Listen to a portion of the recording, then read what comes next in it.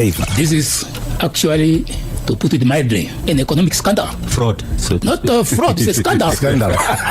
Why do you give a tender to somebody who does not have capacity to build? Why should you do that? You know a person that does not have a capacity to build. Eagle FM lets you talk. That's why I'm always telling people in Parliament, let me not take up my Katatura manners. Right. Because I grew up in Katatura. And I will not hesitate to tell you off if it is needed to do. Be part of the debate by setting the agenda. My response in terms of Rwanda at 6% is that we had been there before. We've had 6% growth before. It's not something that Namibia has not achieved in the past, and it's not something that Namibia will not be able to achieve in the future. Eagle FM, the eye. You are now listening to The Home Run with Helmut and Dwight, weekdays from 4:30 to 6, only on Eagle FM. Download the app or tune in to a frequency near you.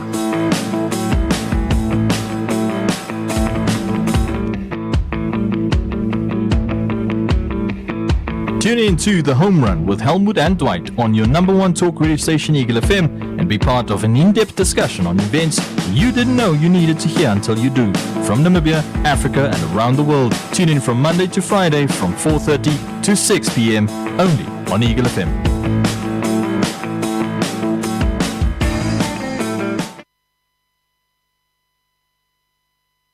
And welcome, dear listeners. Good afternoon. And primarily, if you've seen the poster, specifically on our social media platforms, and yes, we do appreciate also specifically some of the growing support on our WhatsApp channel, primarily, where we also bring you some of the particular updates during the course of the day. Obviously, that's as any particular, modern media, organization has to do today. We've got to have a multi-platform presence. So, big ups to the particular followers and listeners and readers on our WhatsApp channel that is helping it grow. Thank you guys. Primarily also for those, still following us on our other social media platforms. That also is, highly appreciated. And we obviously, on our side, will aim for... the sky is but high, the sky is naturally there. So I'll just say we will aim high. It's a general classification.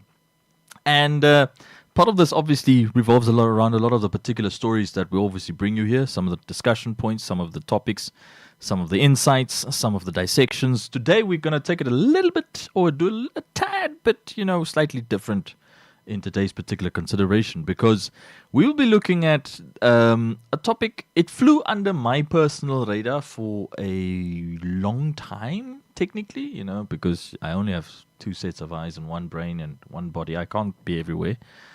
But it has been a discussion that stems back also to 2025, primarily this idea of establishing a pipeline that pumps water from the Kavango River, which is a border between Namibia and Angola and does it include Zambia? But it does include Botswana, because it does also flow to Botswana. And for those of you that have seen the article first in the e-paper, that you do know that sometimes in writing we can't express all the particular content and all the particular insights and all but the particular contributions that stem from the particular event where I had the privilege of technically observing insights coming from two of Namibia's foremost environmental specialists or experts in the country. These two particular experts and specialists, I think they're both doctors, in terms of, doctors in their fields, not doctors in medicine. John Mendelsohn and Chris Brown, and they both basically, gave a particular presentation and discussion to interested parties, because it was something organized by a organization that also has one of those youth labels in it. Helmut, maybe you and I, we must also start youth organizations, like you start the Namibia Youth Comedy Organization, and I start the Namibia Historic Association, the Namibia Youth Historic Association. Because everybody's, starting, if it's not Namibia Youth in the Green Hydrogen, it's Namibia Youth in Oil and Gas, and Namibia Youth in Mining. You guys need to stop with this Namibia labels. Just name your NGO what your NGO must be. Namibia Youth Everything. Verstand je? You know, straightforward stuff. Well, make it catchy. Just have youth in there so that everyone knows that you care about the future leadership. Okay, I will do the opposite. Just to be like most political parties in Namibia. What? I will establish something. You start in Elders Association. Verstand je? The African Union beat you to it. Council of the Wise. No. That's governmental. I am NGO, non-governmental. Yeah. Don't worry, I won't be dispensing any pension funds, nor soliciting for any particular pension contributions. But yeah, if you would like, we can talk after hours. But anyway, Helmut, how you doing? I did a small little. I'm trying to avoid this white chair of ours that has some sort of a comedic energy vibe situation. I think I must give you your chair back, Helmut. If I'm sitting on that side, I can play bad cop. If I'm sitting this side, it's sarcasm. I have to be sort of like the guy with I have to be Deadpool, the guy with the shotgun. Plus, I'm making jokes. Plus, we're talking serious stuff. Speaking of serious stuff, the ongoing discussion, basically, especially in relations to how do we provide water to central Namibia. Yeah. And let me first ask you: you are from the region, Helmut, or from the two regions? Yeah. How do you feel about this idea? Let me ask you. Let me ask. Man, I'm actually sorry, Helmut, for throwing you under the bus. But let's start. Let's start from there. Because we can't call Anakleta right now. Yeah.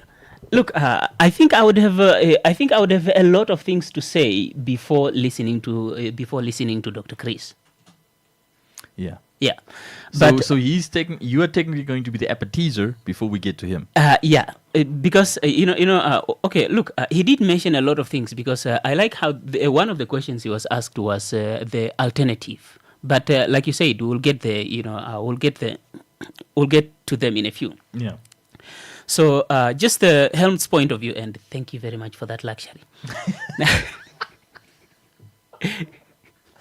It's not like you didn't have it beforehand, but now, I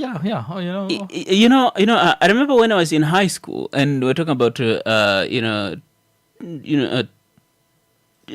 somewhere around 2009, 2010 there. Yeah, I remember one of my teacher pointing out that there was a plan at some point to put up some kind of a pipeline type of infrastructure to help with a lot of because Namibia is a semi-arid country, to supply some parts of the country with water from the Kavango River. But I wasn't as interested in anything political or economic or basically anything of national interest at the time. So it's something that even my teacher just glossed through. So, which is why after, Dr. Chris pointed out that this is a 50 plus years old idea, that's when I had a lot of flashbacks, basically went back to that, to that day sitting in the class listening to my teacher say that. And now, when you look at it, it's something that's actually a very interesting discussion to have, but the main goal here is to consider the pros and cons. Now, personally, I don't have a problem with it, as long as we are following all the environmental concerns. And because right now, from the look of things, I don't think a lot of due diligence was done. And again, one thing that I knew would be, would be a very, would be a central to this discussion is the possible diplomatic incidents that's most likely to ensue if it's not well thought out. Yeah, but here's the thing. The very simple way of looking at this is the two Kavangos. Kavango is a river that's shared by 3 countries. So, these 3 have to come and, sit around the table and talk about it. And now, putting all that aside, just looking at it, from a Namibian perspective, one thing I can point out is, look, the 2 Kavangos are not sovereign countries. So they're part of Namibia, which is why we're having this discussion. So the consultations are important, which is why, again, I like the whole idea of consultations. And now the fact that so that means whatever is the central government wants to institute with regards to the to the resources that's in the two regions, the people must be informed. Now the basic way of looking at this is even if the Kavango, take for example, if the Kavango River was if the river was in Komas or Karas or Hardap, consultations would still be done. That means we would still be having this discussion.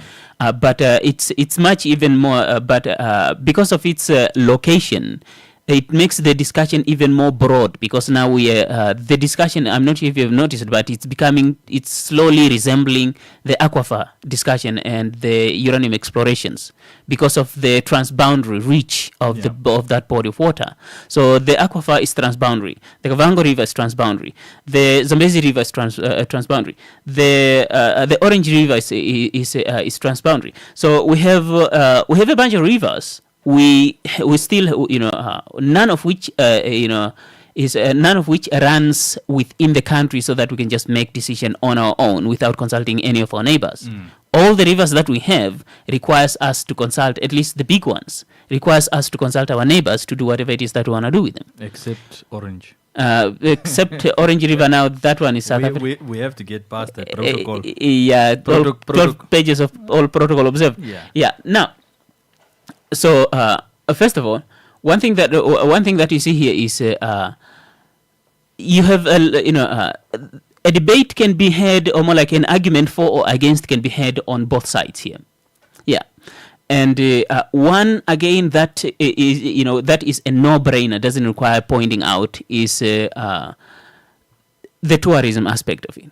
So you're not just looking at it because you can look at it broadly as environmental impact or environmental fallout of the Kavango link project if it's not well thought out. But when you look at it from like Dr. Chris pointed out, think about Botswana here. Yeah, just start from there. Like believe when it comes to this project, the two Kavangos are the least of your worry, because those are family members. You are in the that's a domestic issue. Yeah, let me make you famous. Say that again, Emma. Those are your family members. This is a domestic discussion that you're going to have. But in relations to Angola, now Angola is not much of a big deal because that's where the river is coming from. Your biggest problem, like we saw with the with the Renaissance dam in Ethiopia, which also sparked somewhat of a similar discussion, although a little bit heated between Ethiopia and Egypt. And Sudan. And Sudan. Yeah, because Sudan and Egypt didn't like. The funny thing about that, the Renaissance Dam. Yeah, when I was sitting during this presentation, which because it was a Zoom call or what. Yeah. No, it was a Google Meets, a video conference call. I sat there thinking the whole time about the Blue Nile and what Ethiopia did, and the unhappiness that Sudan and Egypt felt, but also knowing that this river flows through all three. Yeah, technically it flows through all three, and that they're like two. It was two Niles, the blue and the white. That flow. It depends on which part of which country you see, the part of the Nile River. A funny thing about that was that Egypt is now, in 2026, also going to...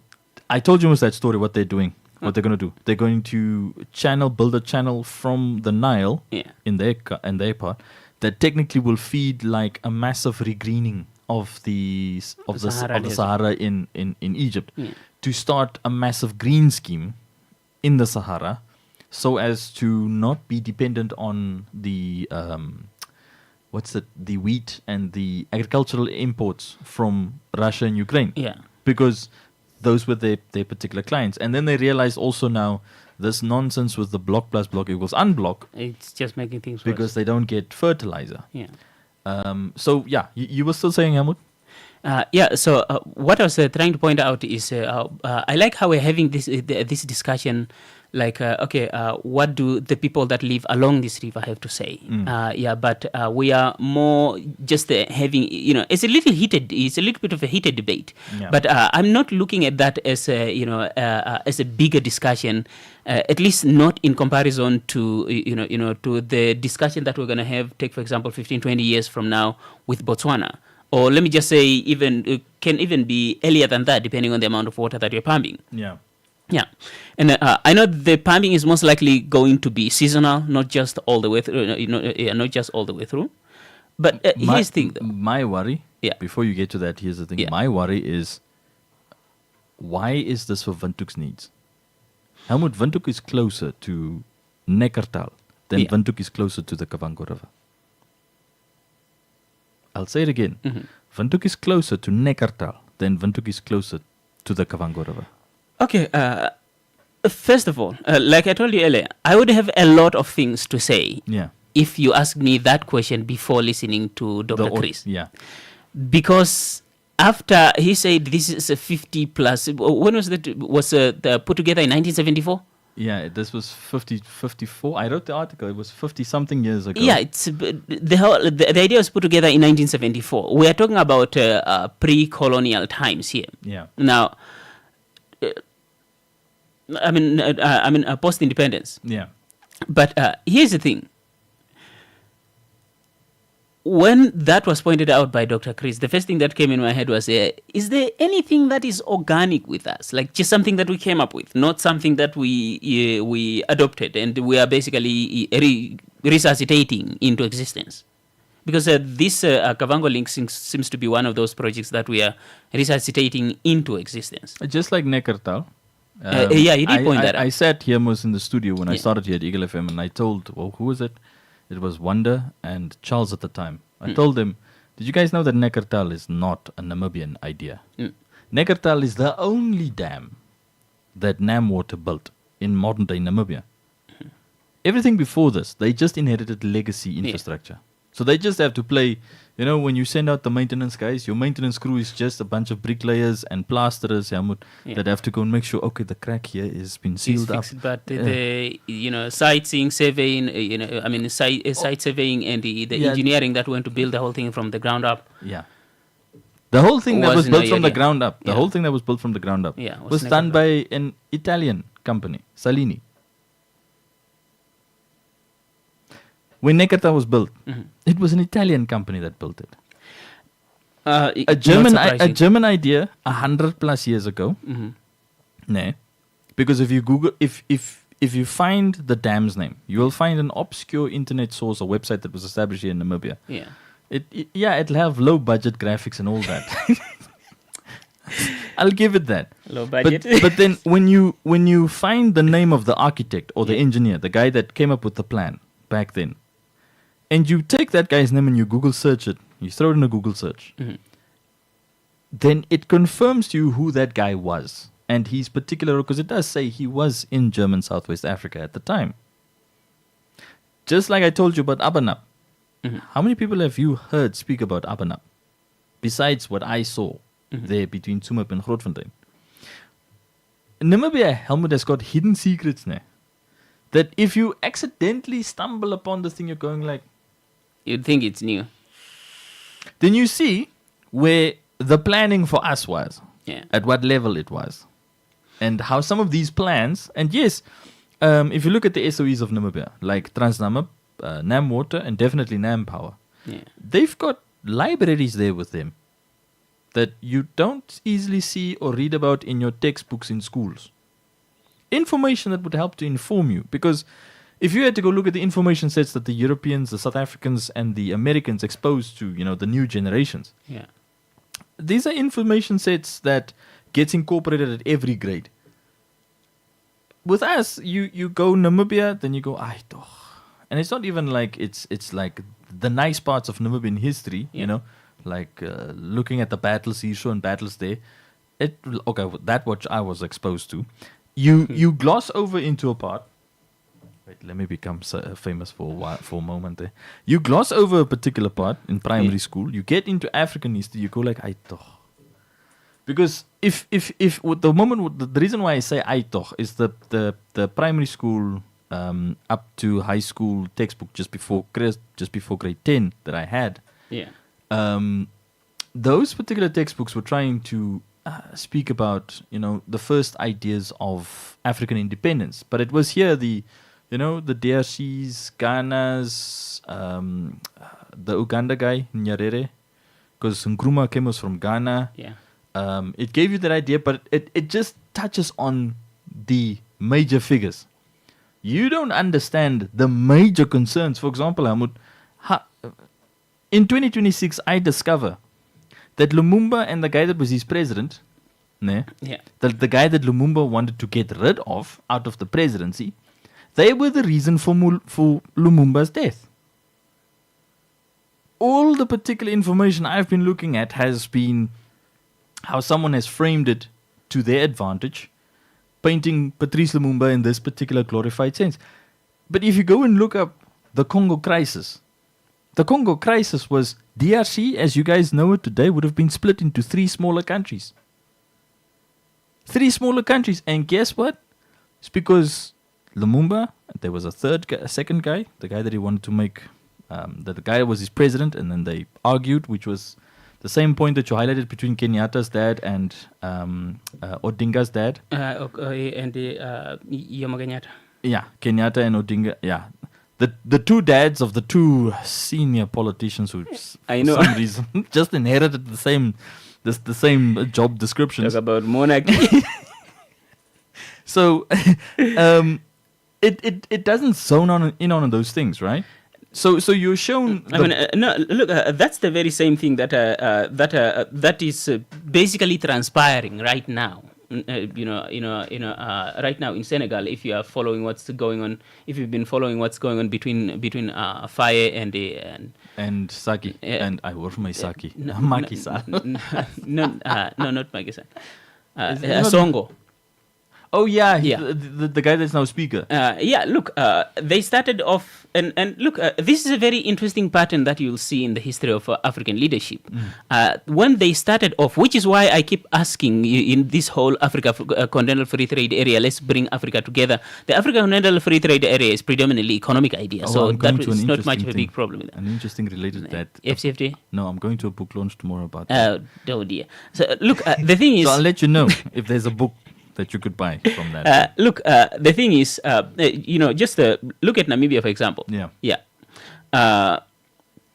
Namibia is one of those countries where you have a lot of, after independence, you have, we saw a lot of liberation struggle movements, the leaders that basically came together to an independent country, and then they, just a short while, they started having all kinds of, of different ideas, and then, things just, there was a tense debate on how to do things. Yeah.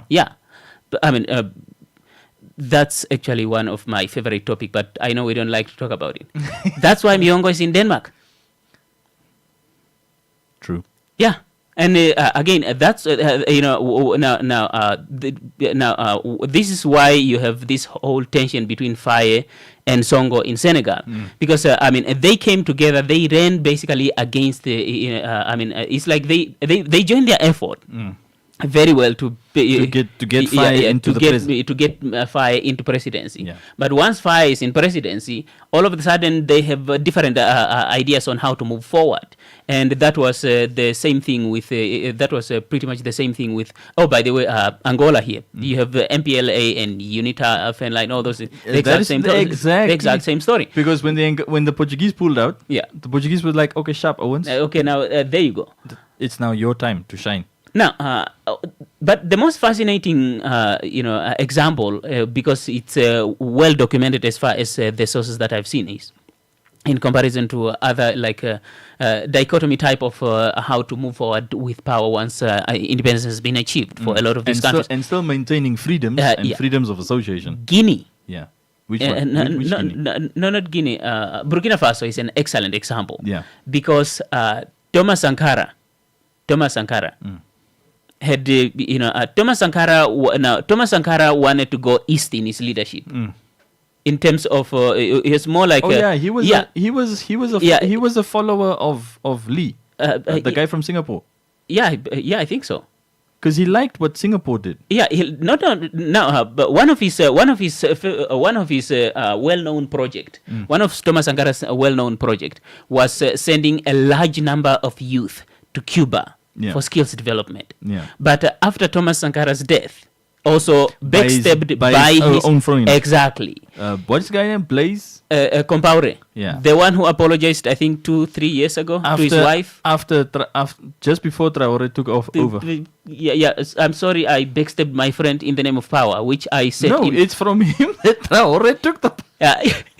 Look, man. The thing is, African leaders came together, fought for different countries, but as soon as they acquired the country, they started fighting for positions.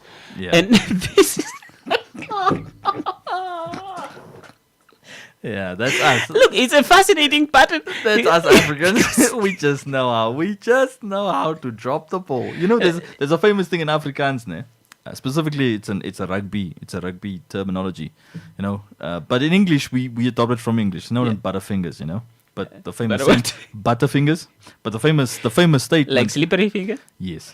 So do you have butter on your fingers? But usually at that stage we were eating margarine. So you could imagine how slippery margarine on your hands are. Yeah. So if you drop the ball, you intentionally applied the margarine.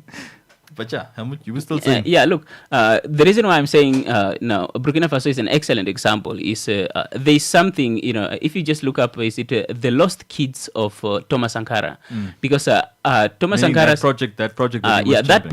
That project, you know, you have now Thomas Sankara's main idea was skills development first before anything else. So he sent a lot of young people, a lot of youth to Cuba. Now you're talking about is it the 1960s and 70s here? Now Cuba was very, very, very actually, you know, just a Soviet 2.0. Yeah. So you can already see his governance alignment. But after Thomas Sankara's death, Blaise Compaoré takes over. Those kids, they are adults now. Bro just abandoned the whole project. It's one of his worst government takeover because he did not basically follow through to oversee either the studies of the completion studies of these kids or how to bring them back home. Yeah. Just cancelled the whole thing. We're going to take a short break, guys. We come back right after this.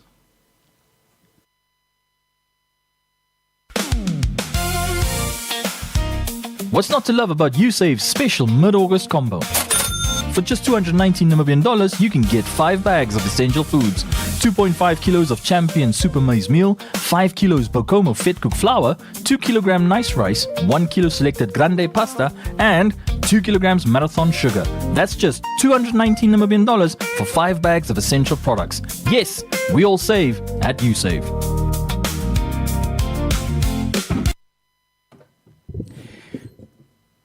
Welcome back, and we continue. It's and I'm back in my pilot seat. I don't know, you know, Dwight doesn't like my seat. It's full of sarcasm and just it has a high sense of humor. So, just coming back from that detour of how look, this is not it's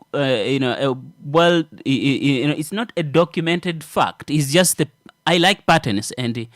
I looked at Kenya, Namibia, Burkina Faso, and Angola, DRC, and I couldn't help but just see pattern after pattern after pattern of people, two seemingly, comrade in arms fighting for the liberation struggle of the country. But as soon as they acquire the independence, they seem to have a problem on coming up with a unanimous consensus with regards to how to run the country,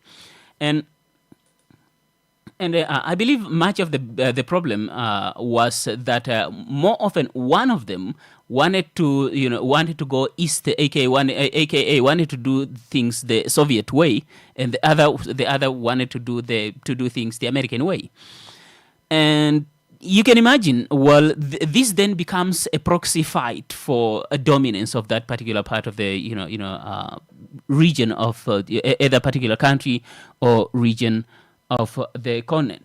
Now, putting all that aside, so there are two things. There are basically two facts before we come to the audio of doctors of Dr. Chris and one John John Mendelsohn. But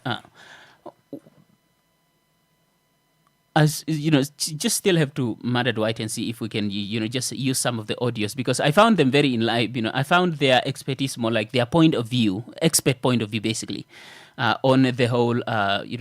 Is it Kavango Link project, a very fascinating one.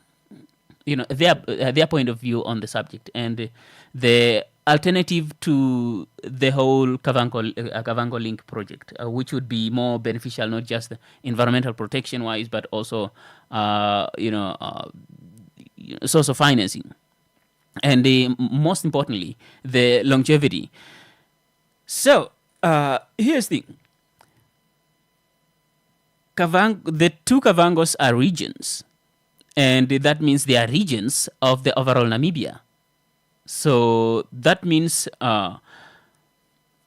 they are part of the the two Kavangos are part of the overall Namibia. So that means they fall under Namibian jurisdiction with regards to law, governance, and everything. Which is why, again, I like consultations, because we wouldn't be having this discussion in other countries, because you'd just be seeing a bunch of guys that are just laying down pipes, and anyone that asks questions disappears. But we live in Namibia. We can basically sit and have this discussion and start pointing fingers. That's good for development. Now, one thing that you begin to see here is that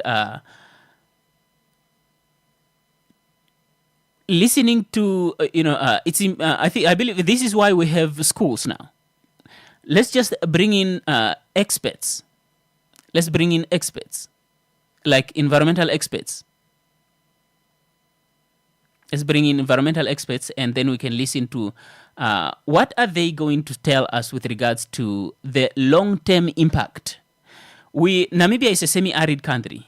We are in desperate need of water. And it seems now, the fact that Namibia is in desperate need of water, you have to understand is clearly the fact that the Kavango Link project is over 50 years old tells you and me that the central part of Namibia has always been in desperate need of water. And there was even at some point here on Eagle FM, at least I know on Mind the Gap, there was a running joke, with I believe with whether it was Omlemba or Mandume, when we were talking about there was a running joke about Namibia getting water from from DRC. Now, I don't know if that's a real. I don't know if that's a real project. Oh, thanks, man. Yeah, just hide it. Just hide it. No. It's food, man. I know. Now, anyway, so I think going emotional and start trading insults, that's not gonna solve any problem. Bringing together now, you remember the quote unquote illegal lithium mining in Uis? Yeah. That's why we say quote unquote. Yeah, we say quote unquote. Can illegal. you believe a journalist told me that apparently was a lie? What was a lie? The standing committee report. Yeah. Really? A journalist, after the standing committee report, spoke to the mining ministry, the local authorities, and even the company. When you and I dissected the report here, there were multiple voices, community, the local political councillor, who we were even asking, why does he want to be the only voice regarding mining? Hang on a second. If I respect people's opinion. You can say, okay, you know what, the Natural Resources Standing Committee report on this with quote unquote illegal lithium mining is a lie. Please point me in the direction of a source that's not a lie. That's actually what contradicts which part? Which part? But we were on the road. Also makes for a very good conversation to have, because if you can motivate it, that shows critical thinking. But if you are just saying it's a lie because I feel because it's a lie, then you're just nuts. Yeah, because I asked that question, Helmut. in terms of which part was a lie. And then she said apparently some parts of it, and I was like, oh, you're that kind of journalist. Some parts of it. They don't motivate what, when. So I didn't want to go into an argument. I'm there, on a Namibia Tourism Board excursion for just journalists to go see, the cultural tourism dimensions of northern Namibia. So I'm not there to argue. I just accept it. I leave it there. But the words that the person told me is that report is a lie. But then it's also without motivating. So without motivating, until you motivate, I'll still believe the report. Yeah, it's the same thing that happened when you and I dissected the report of the Omaheke exploration activity. Yeah. At the start of this year. Suddenly, rumors popped up that the parliamentarians were apparently paid. Someone paid them, and then you sit there thinking, who would make up a rumor? Okay. To whose benefit? Well, look, to be fair, I think that is technically true. Parliamentarians are not working on charity; they have salaries. In that way, they were paid. Tax-free, that also. Tax-free salaries also. That's oh, man. You're supposed to be less sarcastic when you're sitting in that chair. No, it does tone down a bit. I'm a bit more serious now that I'm in this chair, Sitting slightly lower. It's not white, it's red, Yeah. That chair, I don't know what vibes it gives. No, off. I believe this is now just the reason why I went to I pointed out the UIS lithium mining example, because it generated a lot of tension, especially on a community level. So the central government then pitched in to try and clarify. It's like a bunch of kids fighting, and then parents shows up to try to sort things out, try to find out who started what, and see just iron things out to for punish. We so know that how everyone parents, can live in harmony. We know what parents do sometimes, because that's why many of us as kids stopped fighting, because if the intervention has been achieved, then you know that there are repercussions, not consequences. Just repercussions from your actions. Even though repercussions and consequences are technically the same thing. Pretty much. Yeah. But the repercussions are immediate. Consequences, has a longevity element, a long-term impact scenario to it. But repercussions are immediate. So, we knew. That's why we stopped fighting immediately. And that's why in many cases, before you become 21, your fights are always 10 seconds long, It's all about who strikes first. Fighting is exhausting. We were dumb. That's all I can say. We were dumb. Now, okay. This is why this is why I'm saying that the best way to settle this, to have this discussion, the best way to have the discussion is to bring together, science-based findings.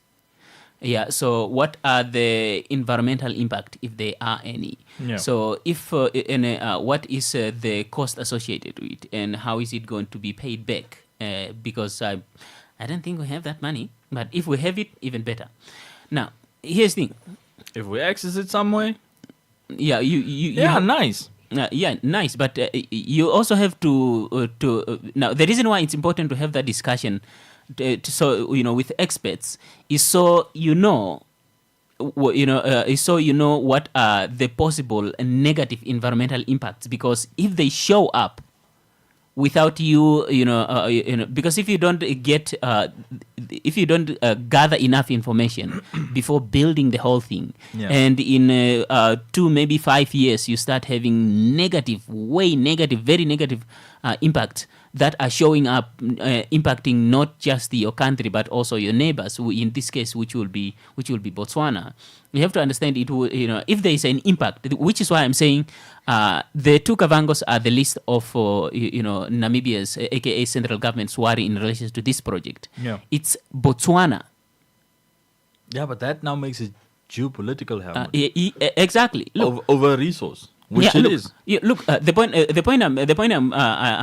reason why I'm bringing that up is actually several reasons. Reason number one, if it's not well thought out, in other words, if experts are not brought in to do an analysis of the, more like a forecast of how much water to extract and for how long, and what are the possible impacts. Because if there are impacts that are not well forecasted because of poor research, I'm saying the two Kavangos will be the least of your worries, because with Botswana it becomes a diplomatic incident. Yeah. Because one of the worst case scenario for your people is they don't have enough water. But another worst case scenario is along the Kavango River, you have a lot of tourism facilities. You have your Ngepi Camp, you have... you are still on Namibia. Yeah. And we have the audios there, Hamud. We have the audios there. So, dear listeners, we will play you the insights a little bit later. I don't know, Hamud, do you want to start now already? So that we actually develop from the two contributions, because both their voices are there. Yeah. Mendelssohn is 5 minutes, and what's his name? And Brown is the full 12 minutes, because Brown summarizes and Mendelssohn is a bit longer. So I only took the first 5, which highlights life alongside the Kavango River. But at that first start, in that 5 minutes, he also explains primarily the origins of the river, so that Namibians can understand it's not something we explicitly own. Oh yeah, and Hamud, I opened it, the Treaty on Rivers there in front of you also, so you can see, because we have to dissect that dimension as well. But on that note, guys, have a listen. Oh, is that the part that Dr. Chris kept pointing out, that the two, is it Namibia, Botswana, and Angola have, they... We have to talk. They pointed out at some point that they were going to talk, but from the look of things, they haven't actually spoken. That website, the Okacom website, yeah, there's a website, Hamud. I went to that website when I wrote the article. Yeah, the website is just like the Orascom website.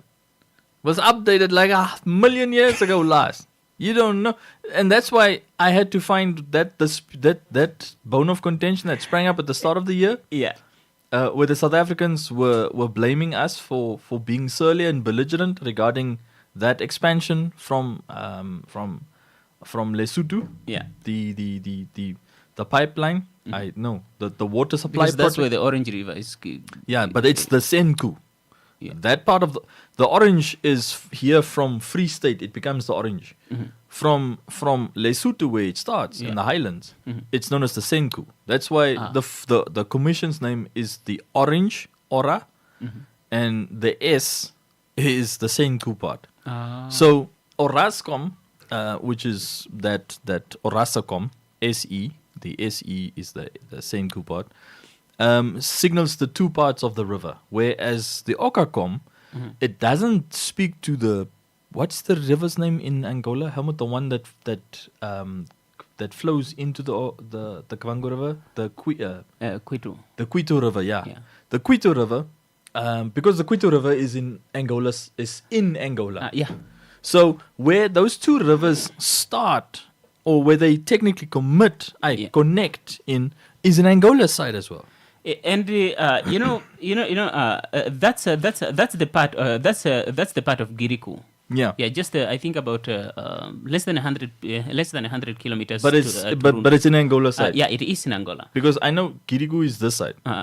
Giriku is in Namibia, right? You have Giriku in Namibia, and you have Diriku in Angola. Yeah, look. Look, if you go to Kangongo, Kangongo is in Namibia. Yeah. But if you cross the river, and in that part of Angola, you'll find another Kangongo. So there are two towns technically. Or sister towns with the same name. Yeah. Look, there are a lot of villages that have the same name on both sides of the river. Yeah. Now the thing is, Quito flows the opposite direction that that the Kavango is flowing. Yeah. Yeah, because the Kavango River is flowing basically from southeastwards from Angola, heading to obviously to the border between Namibia and Angola, and then into Botswana. But where now at Giriku, where the Kwitu branches out, it's not flowing in the same direction. Actually, it's flowing in the opposite direction. As in, it's the Kavango is flowing southeastwards of Angola. Yeah. The Kwitu is flowing northwestwards. Northwestwards. Yeah. So it's flowing like this, like parallel. Yeah. Okay. And now, how do we? Now, this is your Kavango River. Yeah. Yeah. It's flowing this way. Yeah. Now the Kwitu branches out and flows that way. Hiya! Yeah. Like the Nile, upwards. Yeah. It's literally flowing in the opposite direction. They're not flowing in the same direction. So then the Kwitu flows from the Kavango. Yeah. Now, this project technically is a dud, Helmut, because because Kwitu is not flowing in because look and they do connect, but the connect is more a branch out. yeah, it's more of a branch out, and this is and Kwitu is more of a guys. Kwitu is more of a canal than a river. It's not that wide. Yeah. Yeah, and it's not that wide, and I think it's very deep because that water is violent. Now. Yeah. Yeah, but it's an interesting. Is it hydrology? It's an interesting hydrology to basically witness. But the whole Kavango link is actually let's go to the experts first, and then we can just build it up from there. Home Run with Helmut and Dwight on Eagle FM. Are we starting with let's start with Mendelssohn. The 5 minutes, yeah. Okay.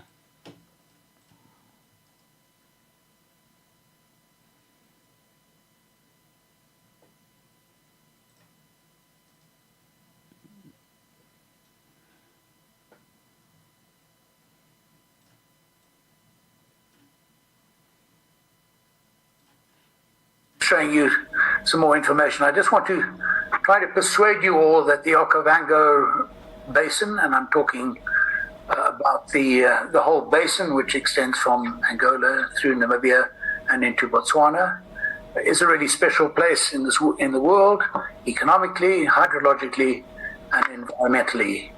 And because it's special, every effort should be made to look after it. You will see on this map the shades of green and red reflect population density in Angola at the top and Namibia at the bottom. And the blue line outlines the limits or the margins of the Okavango River system.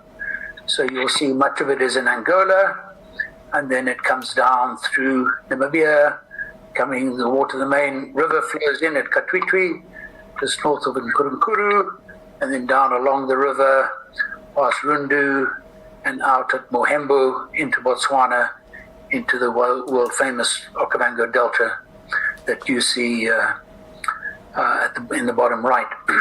So the river is shared by these three people. All water to speak of in the river as it comes into Namibia, into Botswana, comes from Angola, where the rainfall is considerably higher than it is either in Namibia or in Botswana. So the whole economy of the river system is based on water that falls first as rain in Angola and then travels down the rivers. There are just as a small technical aside, there are two main rivers that flow down out of Okavango, out of Angola. The one is the Kavango or Okavango River to the west, and the other is the Kwitu River. Those two rivers function in very different ways, and they support each other in terms of providing a cumulative supply of water. But the productivity, the biological productivity of the whole river basin is really based on flows, ephemeral highs and lows that flow down the Kavango River in the west, or the Kavango River in the west, and into the delta. So the productivity of the whole system is largely a consequence of the flows in the Kavango and the Kavango River. What you'll notice immediately from that map is that the population densities of people are extremely low, pretty well everywhere, especially in Angola. The big red spot that you see in Angola, that is the town or the city of Manong. For the rest, people are very sparsely distributed. And there are large areas you could literally walk for hundreds of kilometers without seeing a soul. Coming down into Namibia, as you see the river along our northern border, there's a long aggregation of people, most of them living on the southern side of the river in Namibia, fewer in Angola. So apart from Manong and a few places up in Namibia, it's really along the river. Past that red dot there is Rundu, is on the other side. Those are the dense populations. And then in Botswana, there are, again, really fairly small populations clustered in towns. What is really, really important, and people don't, excuse me, much like to talk about soil fertility, but you will see, or you won't see here, but I need to tell you that soil fertility in that whole area is extremely low. As a result, there are very few people, and that you can see, and those people are generally have very little to sell, so they have very little income because, as I said, of the poor soil, and so they are easily attracted to places where they have a better chance of a better living conditions. Additionally, what is important throughout in Namibia and in Angola, essentially land and water for free. So that presents interesting opportunities for development or occupation, or the use of water, the use of land. And there's really very little management either of natural resources or of water resources. There are permitting systems in Namibia for users of water, but those permits are generally not used by the great majority of people. The amounts of water that are pumped are not measured or controlled in any way. And essentially you can view the whole system very much as a free-for-all. So bearing that in mind, and the fact that it's very difficult for people to make a living away from the rivers, you can well imagine that there have large numbers of people have been attracted out of the rural, out of the remote areas to live. Looking at the pipeline link which we're discussing today, just to put some context to it, this Kavango link project was part of a water master plan for the central parts of Namibia, which was developed 52 years ago. In 1974 it was published, which is a long time ago. It's half a century ago. And I would put it to you all that this plan is out of date and obsolete. We've heard that the river is under pressure and growing pressure. John touched on the issue of climate change. The projections on the flows in this river from climate change alone are that we will lose about a third of the water in the system, between a quarter and a third of the water in the system just from climate change over the next 20 or so years. We've seen the growth and abstraction of water in Angola and Namibia. And in fact, I was part of a project feasibility study about 15 years ago called Augmentation of Water Supply to the Central Areas of Namibia, which looked at a similar project. And at that time already, the engineers had decided that taking water from Rundu was no longer viable because there just wouldn't be enough water in the system to take it from Rundu, and rather move the offtake 100 kilometers south or east, 100 kilometers downstream at the confluence of the Kwitu River where there would probably be enough water to take it off at that time. Now, that was 15 odd years ago. And now we're talking about taking water off at Rundu, where we know the impacts of climate and offtakes are going to be very severe. The other problems of the taking water off from the Okavango are that you have a finite amount which you can take off now, but in 15, 20 years' time, you're not going to be able to take that amount off, and you're going to have to start looking for another source of water anyway.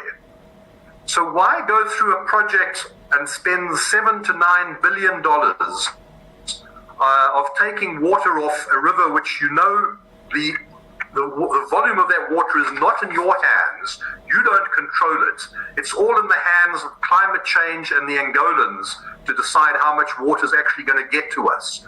Why invest an amount of 7 to 9 billion, which is the amount, it's a 3-generational investment in the system, where you know that you're going to be running out of water in 10, 20, 30 years' time after the project is built, and you're going to have to go to another source anyway. At the same time, John mentioned the environmental damage to the system, the impact on the Okavango Delta, which is a really important tourism component for Botswana. Namibia is now very lucky in its tourism. We have many tourism destinations, which many of them stand on their own. We've got Etosha, we've got the northeast of the country, we've got the coast, we've got the Namib and Sossusvlei, Fish River Canyon. Botswana is not in such a lucky position. Their entire tourism is focused around the Okavango Delta. That is the heart and the crown of their tourism. And if that is damaged, then the heart of their tourism is damaged. So that's a real problem. It's a very important part of Botswana's economy. As John said, diamonds are dropping in value, livestock is dropping in value, and it'll put Namibia at conflict with Botswana. And the last thing we want to do is have a water war with Botswana, particularly where we have other options. Now, for us, the obvious other option is to develop significant desalination potential on our coast. The ocean will never run out of water. So unlike the Okavango, where you're restricted for how much you can take and how long that will be available, by going to the coast and building desalination plants down there, modular plants, and building a large solar-powered solar system on the edge of the Namib to drive both the desalination and pumping, we will have a system which is more expensive. It is quite a bit more expensive, but will be there forever for Namibia. And if we are clever, we could have a joint venture between Namibia and Botswana to co-invest in a desalination and solar-powered facility to pump water. Okay, right there. Hold on. Just let me finish my story. As I was saying, My man, you've been finishing your story for 10 minutes now. Even my chassis is getting warm. just give more eyes. Anyways, long story short. Oh, aye. When you're talking, it's a short story long. Short stories turn long. Go best together with Tassenberg. Not for persons under the age of 18. Enjoy responsibly. A solar-powered facility to pump water up to the central areas, up to Windhoek. Store that water in aquifers, not in the dams where we lose 40% to evaporation, but in aquifers around Windhoek. And also then to pipe water all the way down to Gaborone in Botswana, to the capital city of Botswana, and co-invest in that as the two countries working together. From Windhoek, it's about 700 meters downhill, so there's very little pumping involved. It's all gravitational, or most of it's gravitational, to get the water down to Gaborone. And in addition to that, we will, in all likelihood, be able to attract co-funding for a program such as this from the Green Climate Fund, because of its environmental credentials, we're not damaging inland waters, we're using solar and developing solar power. We'll be able to approach, both countries will be able to approach the Green Climate Fund to look for funding to help co-fund this. And I'm sure there would be other funding agencies out there that would like to support an innovative long-term development project such as this one. And if Botswana and Namibia together work to establish a smart public-private partnership arrangement with the private sector to mobilize private capital to invest in a program such as this, the impact on the individual taxpayers in Namibia, because of the shared cost, will probably be significantly less than the cost to the Namibian taxpayers if we just go to the Okavango. So for us, there would be probably a large saving. Now, in the longer term, we could expand this because both Namibia and Botswana are short not only of water, we also have power limitations, energy limitations, and being very dependent on South Africa. So if we were to combine this within the smart public-private sector partnership with the development of a small nuclear power facility at the coast and link them all together, we would then open up a water power nexus of collaboration between these two countries to create surplus water and energy for the countries and put us in a very preferential position in terms of investment coming in, development of mines and other activities which require these two commodities, and really put Namibia on a far better basis for local and foreign investment and development coming into the country. When people look at a comparison between water from the Okavango and water from the coast, they often look just at the immediate cost of water against the investment and running costs of those two projects. Now, the second one, the suggestion of a coastal desalination pumping solar facilities, the upfront costs are very high because it's all capital development. But as I said, a lot of this being offset by co-investment through grants and private sector and having two governments involved and not just one. But the running costs, because it would be largely driven by solar, would be very low. So the upfront costs would be high, but the running costs would be relatively low. So when people look at these, they often just look at what that would mean in terms of the cost of water per liter or per cubic meter or whatever. They don't take into account all the other important aspects of the costings. For example, the life of the project, the potential of the project to grow and expand and start delivering water to other parts of both Namibia and Botswana, up into Otjizonjupa, up into Omaheke areas and other water-deprived areas, which could never be done from the Okavango. There's just not enough water there, and in time there'll be very little water. The ecological costs to the Kavango River and to the Okavango Basin and Delta generally, those are very seldom taken into account. The costs to the wildlife and biodiversity loss in the Okavango Delta and the effect it'll have on the national parks in Namibia, Mahangu, and down into Botswana, those costs are not taken into account. The costs of fewer tourists coming to the area, the costs of the bad relationship that would develop between Namibia and Botswana, the lost opportunity of linking water, energy, and with enough water, even a small-scale, high-value agricultural production along the pipelines. The loss of local and foreign investment into Namibia and Botswana. The loss that comes as a result of reputational damage. The fact that Angola, Namibia, Botswana can't get their act together to look after this basin properly and develop it as a different basin to all the other basins in the world which have slowly degraded and degraded. And we're just following that example. We could set a new example for collaborative management around a shared river basin. And the reputation that we would get for doing something like that, as opposed to the reputation that we would lose by destroying that river system, would be dramatic.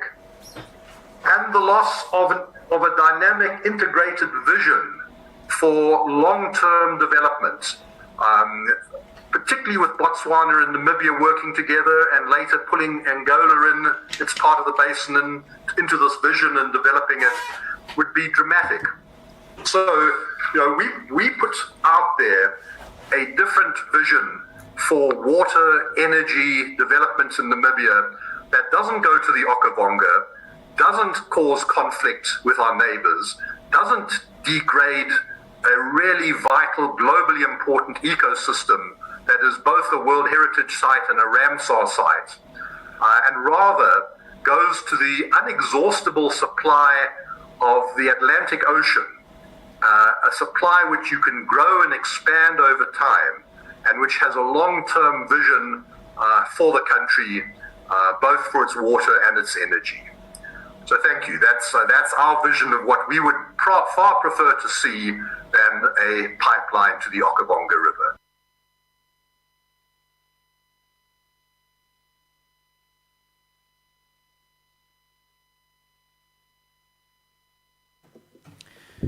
Welcome back. And now, you were just listening to the two audios, and one of John Mendelsohn and Dr. Chris Brown. And now I didn't get, where Dr. John Mendelsohn is coming from, except he did point out that he's been basically, he's well familiar with the Kavango River from the the literal river itself, not the region or the diplomacy that comes with it, but from an hydrological standpoint. Yeah. Oh, I tried typing because that word hydrological, and in the article, and the Google Docs kept correcting me. I was like, it just kept saying the hydrology. Hydrology. Yeah, it keeps suggesting just hydrology. Don't just go hydrology. Don't go hydrological. No. It's just hydrology twice. Just go political. Yeah. Now, so Mr. John Mendelsohn has been up and down, basically studying the river and the environmental aspect of the river and everything basically associated with it for over 20 years. Yeah, so I would assume he actually knows what he's talking about. And because of the, not just okay, let me just say, I'll assume he knows what he's talking about just from the extensive time period that he spent studying the whole thing. Yeah. And Dr. Chris Brown is one that basically made it clear in his introduction that he was he's coming from, what's this? Is it Namibia? What am I missing here?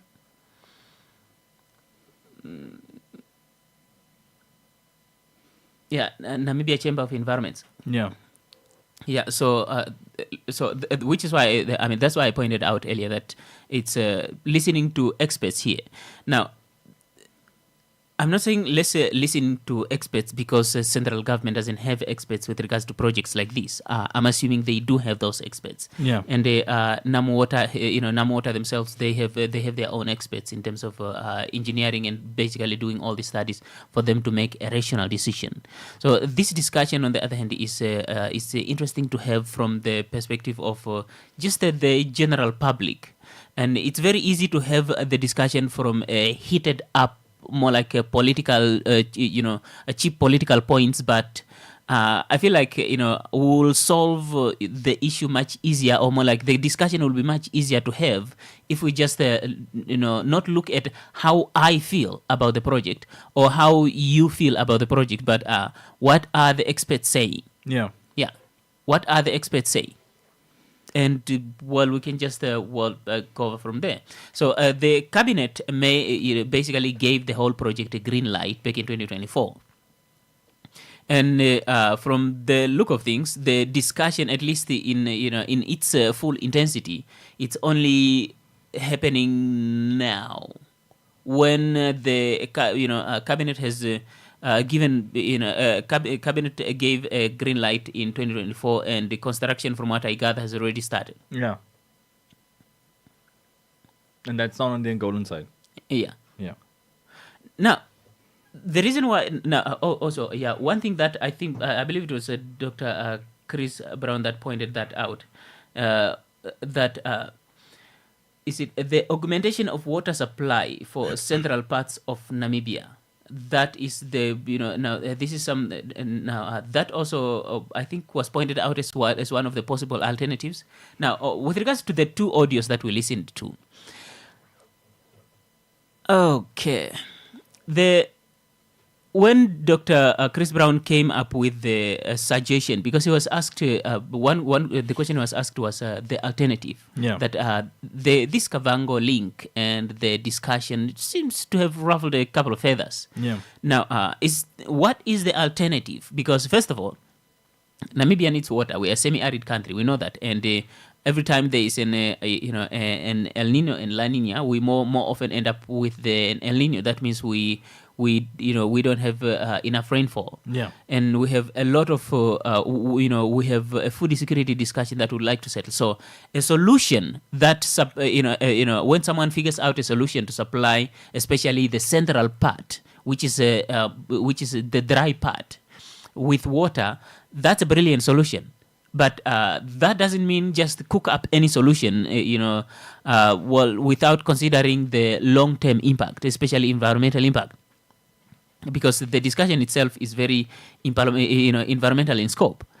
Now, environmental / geopolitical, Helmut.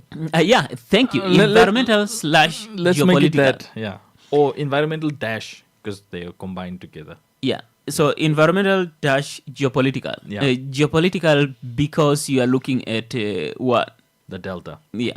Where the river runs out. Yeah. See, Angola is not much of a big deal because the water is because the river is flowing from Angola. Yeah. And the Quito flows back into Angola. Yeah.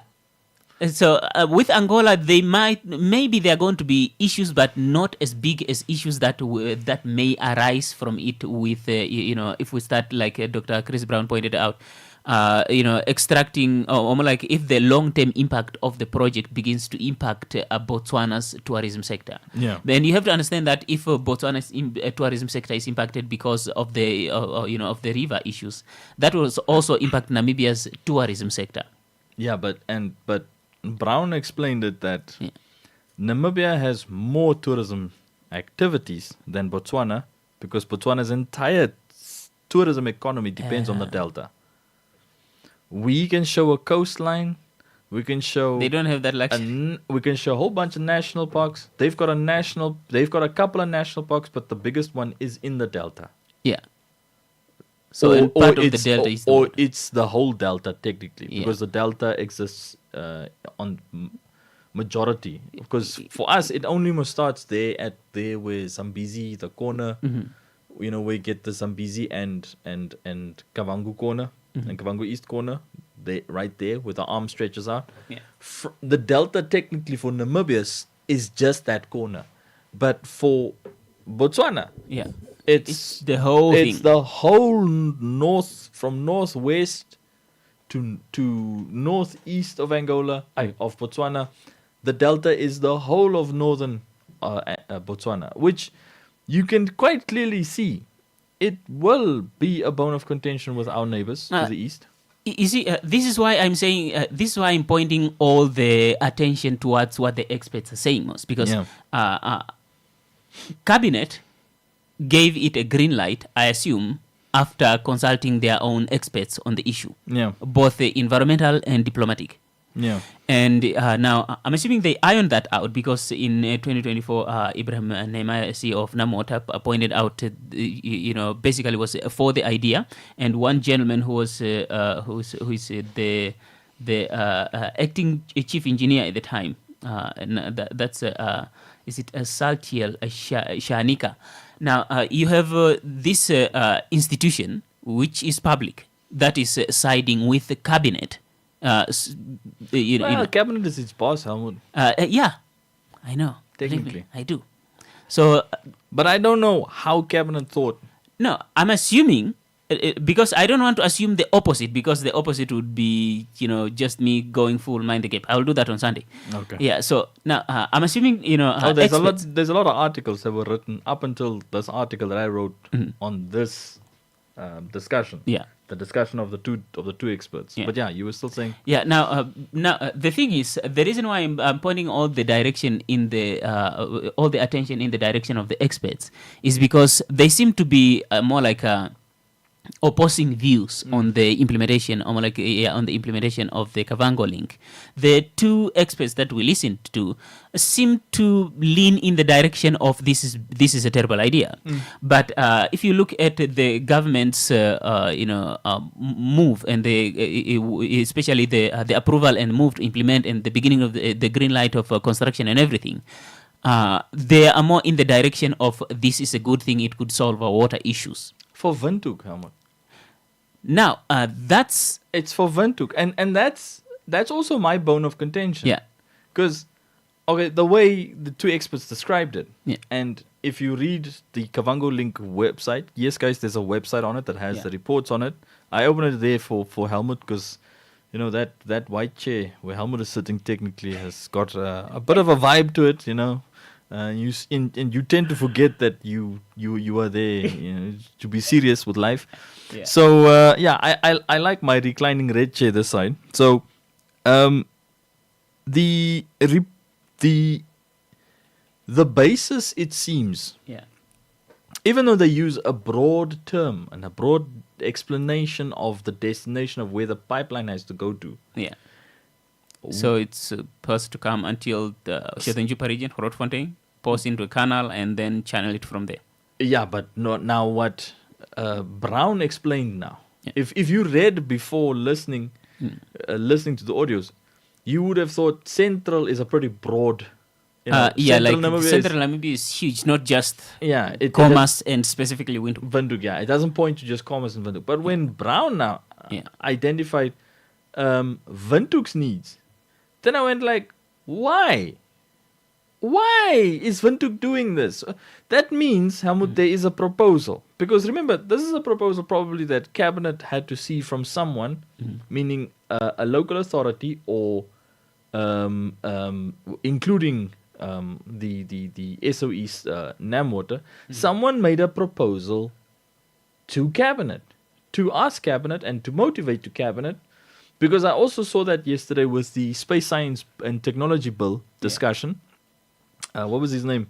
The Deputy Director for the Deputy Director in MASAC, Lisho Mundia, he explained that the reason why the drafting of this bill for the Space and Science and Technology was because they lobbied with Cabinet every year since 2021. Doesn't that bring up the International Atomic Energy Agency and the nuclear discussion with the UN? Now remember, these are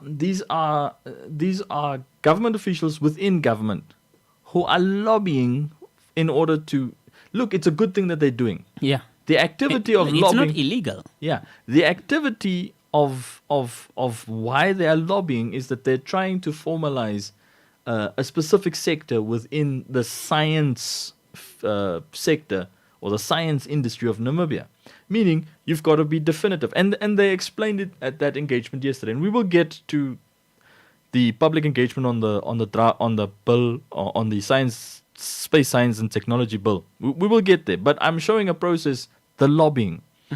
Now it seems there probably has been a lobbying, Helmut, regarding this Kavango link, this pipeline. Now, if you look up, just a Google search, guys, a small exercise for you there at home, or if you're in your car in drive time session, you can safe use, please. We're not advocating that you get pulled over by the city police traffic department. Yeah. But you can look up just Kavango River pipeline. You look at all the articles, and then you see all the articles that have negative sentiments specifically from community members within the Kavango regions. Our colleague Anna Kletta, back in July, because I wrote my article back in, I think it's this week or last week, back in July, Anakleta wrote about traditional authorities and traditional leaders and community members who said no. They went, hell no. Take this $7 billion project somewhere else.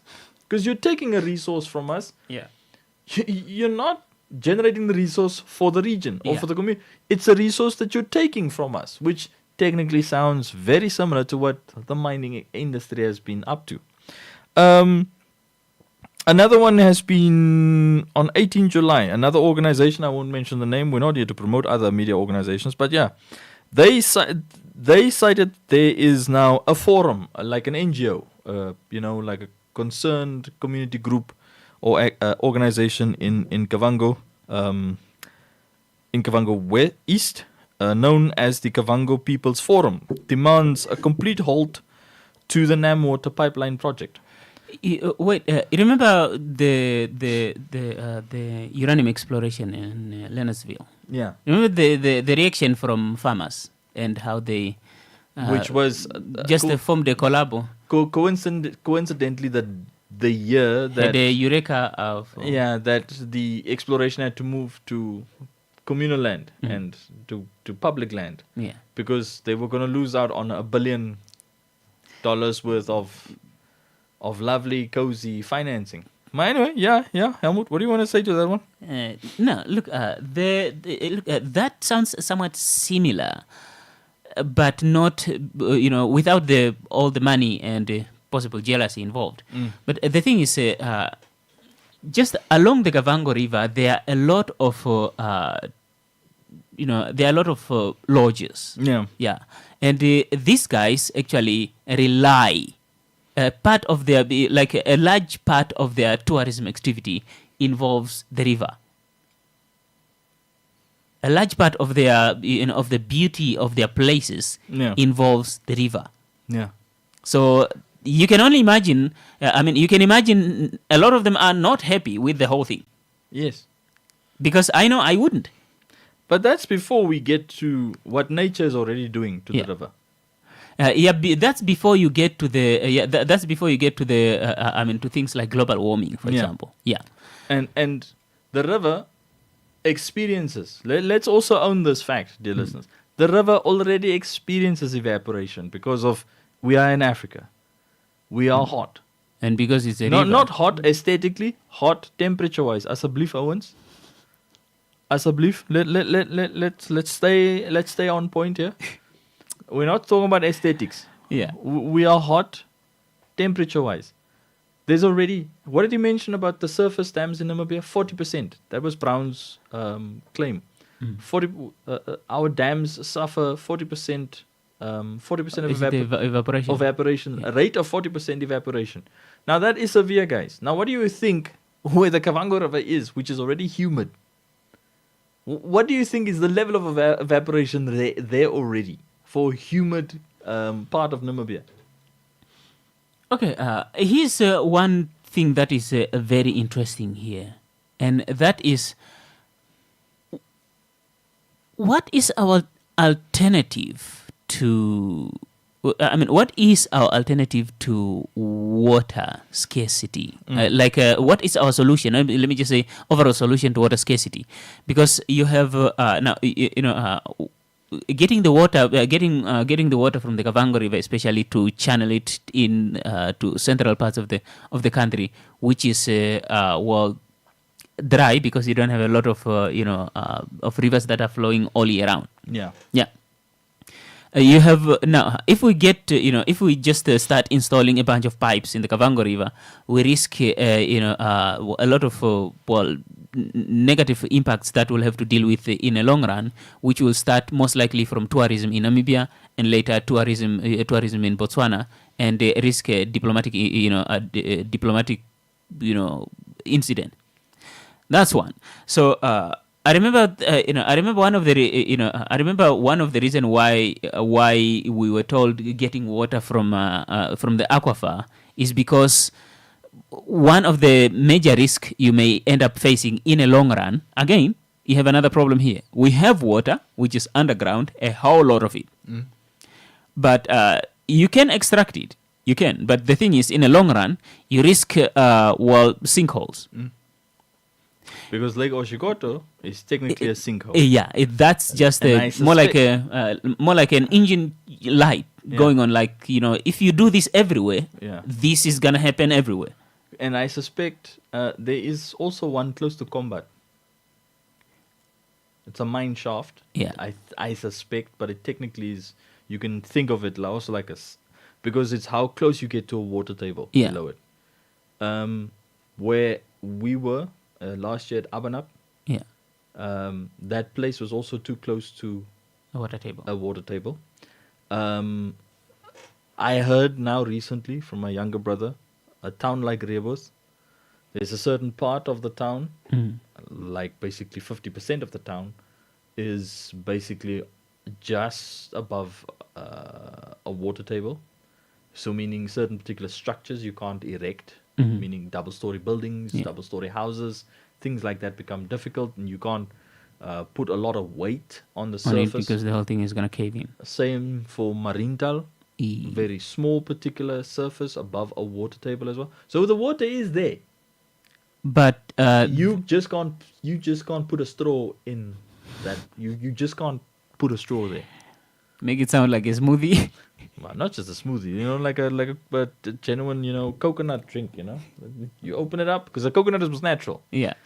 The downside that we are facing here, Helmut, is the lovely explanation that Brown gave towards the end. The one about to avoid stepping and to avoid angering Botswana.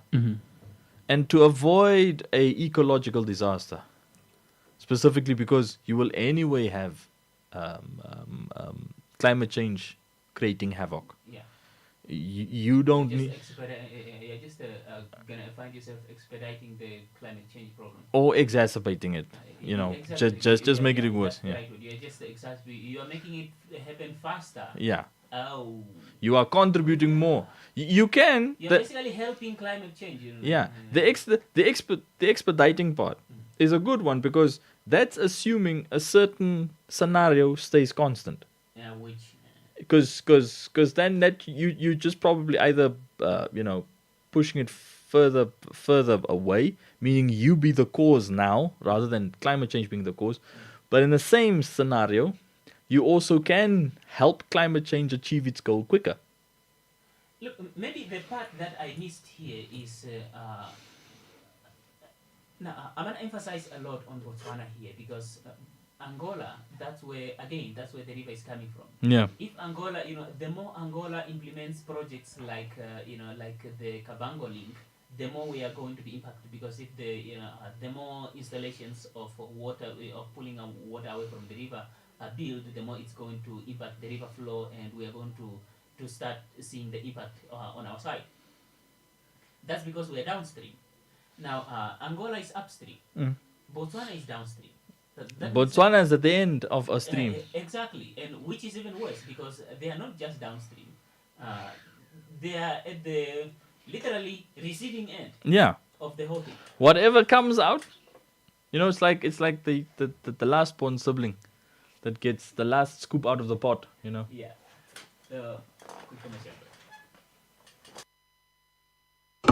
There's something about opening a Tafel lager that brings people together. Yeah, and once people come together, the voices follow. Ideas get shared, laughs get louder. New perspectives come up where you least expect them. Because when people use their voice, conversations start. And those conversations, they can refresh a moment and even shape what happens next. So, grab a Tafel lager and start the conversation.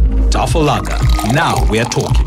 Not for persons under the age of 18. Enjoy responsibly. When it comes to managing your investments, should you rely on one expert or a team of specialists?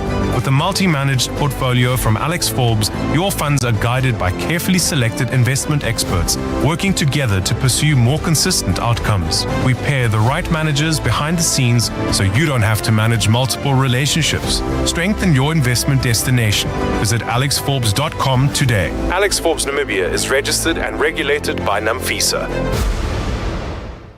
It's a ShopRite's birthday. ShopRite's birthday is in the major league with major low prices. Get 750 mils Nola sunflower oil, only 29 Namibian dollars 99. 5 kg nice rice parboiled rice for 89 Namibian dollars 99. And 5 kg Bokomo fit cook wheat flour, just 72 Namibian dollars 99. Valid until 23 August 2026. Get major savings with ShopRite's Major League Birthday. Plus, pick a box for a chance to win your share of over $500,000 Namibian dollars and weekly gift cards with ShopRite. Buy any 3 participating products, WhatsApp the code on your till slip, and pick a box to see if you're a winner. Only at ShopRite.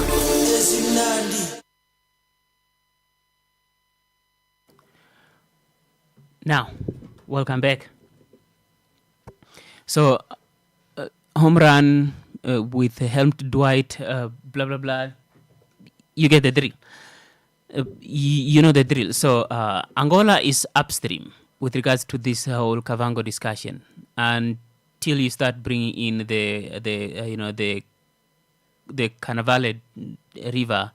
Then you are having a whole different type of discussion. But whether it's you are looking at the impact from a tourism perspective or from an ecological perspective, it's going to it's not only going to be a Kavango regions thing. It's going to be a whole Kavango River thing, which spills into Botswana. But one part that I have, one part of this discussion that I have to dig up on is, I want to know what did Botswana say, because I haven't looked that part up. What did Botswana say? Because one thing I remember is that when Ethiopia was building their Renaissance Dam on the Nile, the Egyptians were not happy because, well, they share a river. Basically, when it comes to the Nile River,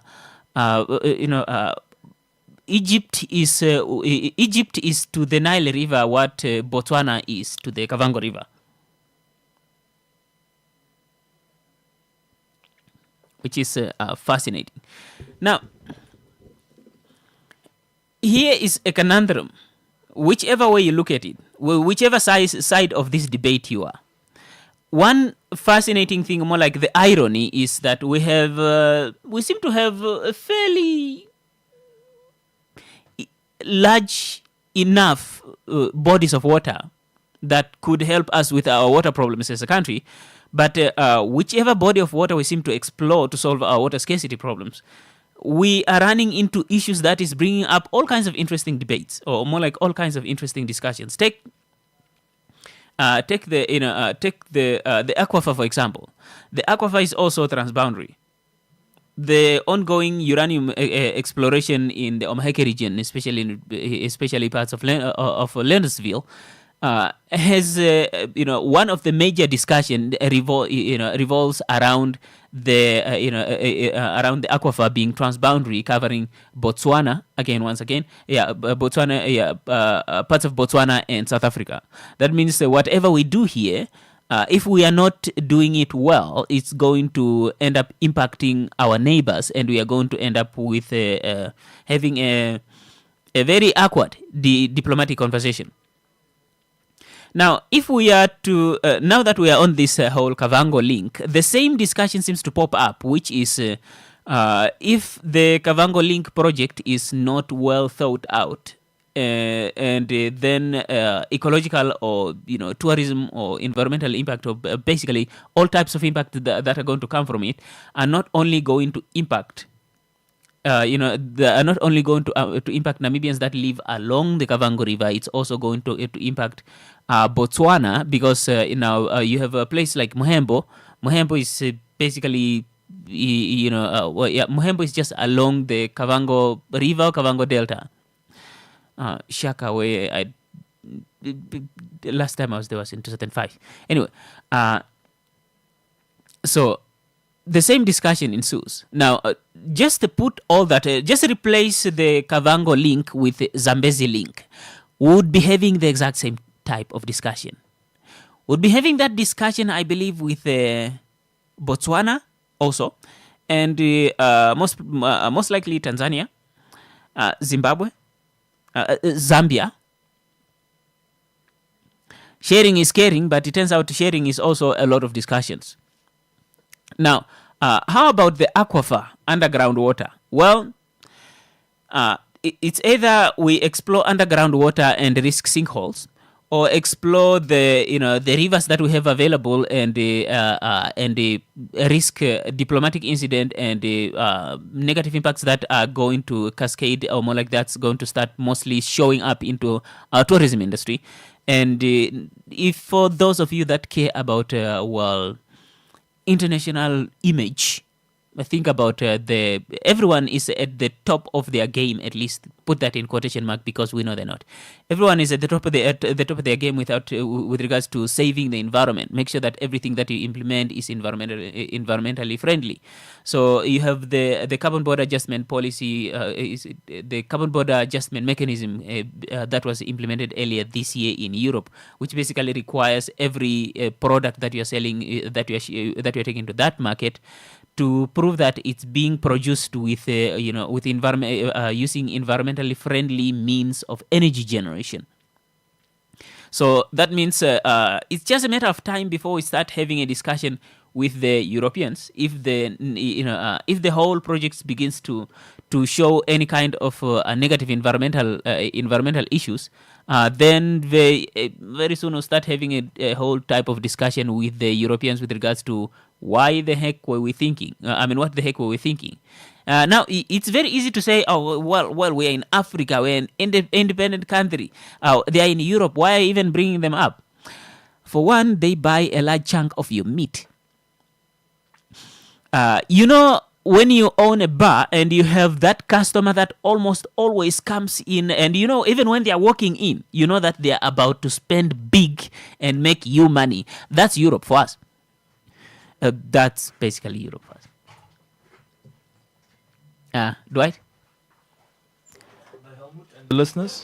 CBAM. Yes, okay. CBAM actually changed it. People still have a negative, some sort of a negative, how can I say, perspective of CBAM. Okay. But the last time we did a discussion about the EU, from the EU Business Forum, the EU Namibia Business Forum back in, was it May or was it April? The Europeans technically, they realize they've got so many trading partners, they've got to slightly tweak that thing.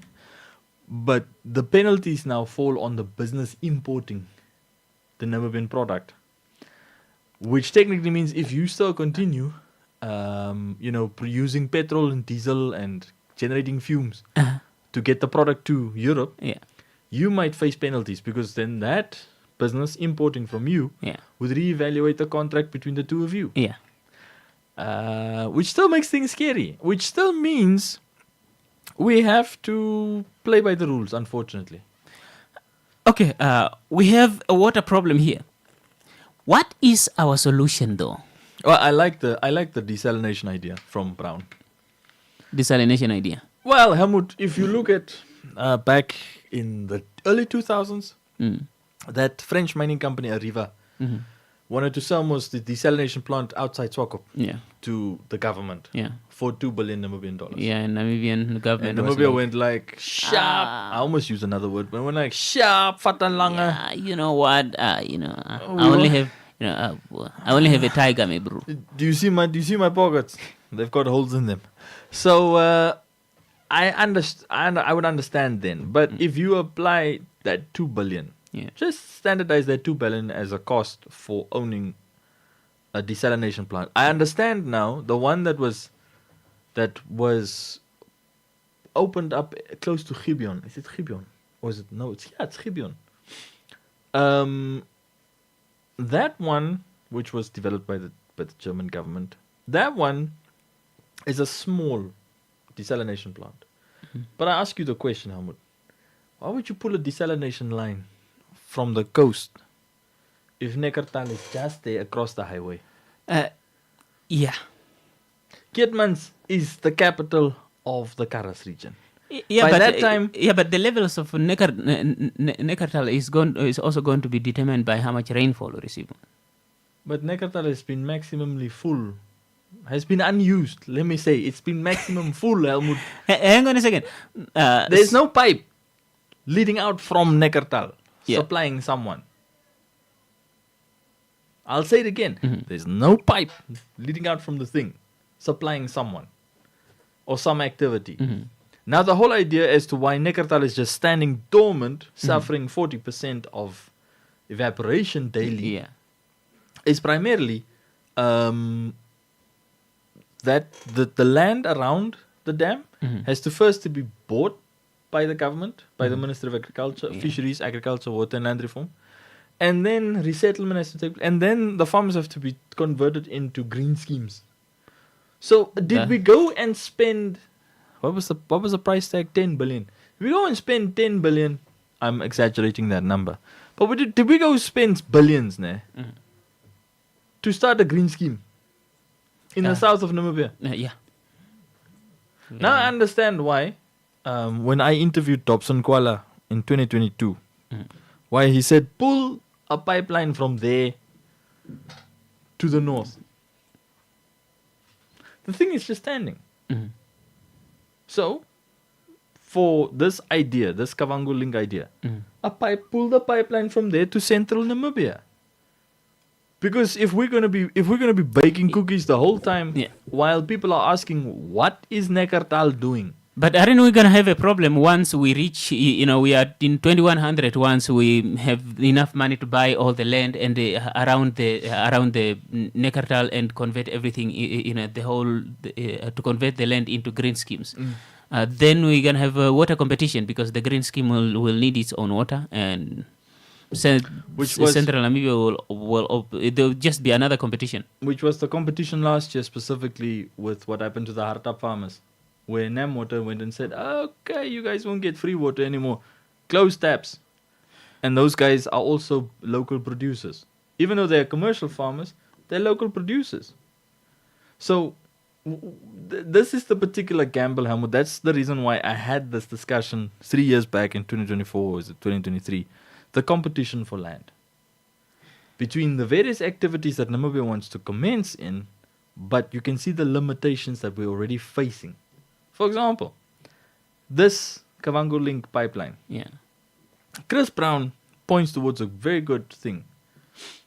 If the North Pole is going to be melting into oblivion, which will raise sea levels, if sea levels rise, so what do you do as Namibia? Potentially, you can just put up desalination plants.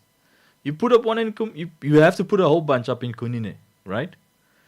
One in Kunene, an extra one in possibly in Erongo.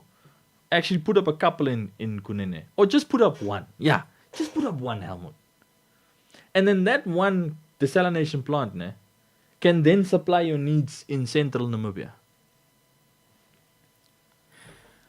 Okay, I'm just trying to figure out what solution Namibia will implement. I'm like, what initiative Namibia will implement as a solution to the water problems. This thing seems to be already, the ball is already technically rolling. The ball is already rolling. But we are. It's just a matter of time before we start having a discussion around. And the local communities, it seems like they are starting to shout the loudest at the authorities to say, hey, listen, we know you're the authorities. Who gave a green light. But you are going to cause, and yes, these particular contributions from these experts show one thing. Yes, so far it's just sort of like in consultation, public engagement phase, which seems to be done. The website that exists shows some reports. I haven't read the reports yet, guys, because it seems like there's a lot of knowledge being generated, which could just be duplicating each other. But it's a discussion, obviously, in terms of what seems to be the easiest for Namwater to do. That's how it seems like to me. So what's the going easiest, for the easiest one? Yeah, what's the easiest for Namwater? But then the easiest is also, you already have Neckartal standing still. Doesn't have a long enough. Why don't you just put your straw in Neckartal for now? And if the plan is just about extracting from when there's a rainy season, Now you need to be analyzing DRC's rainfall, because you remember what I told you? Yeah. Just a couple of months back. We didn't know that water that flows in through Angola into northern Namibia It's heavy rains coming out. is rainfall from DRC, from the tropics, from the equator. So now you have to analyze that rainfall to know what you're going to be doing when it's rainy season, supposedly, in the middle of when what rainfall is going to impact the Kavango River, because now you have to give assurances to Botswana. Will the delta run dry? So, that's why. That's why I said. That's the part that I want to know. Yeah.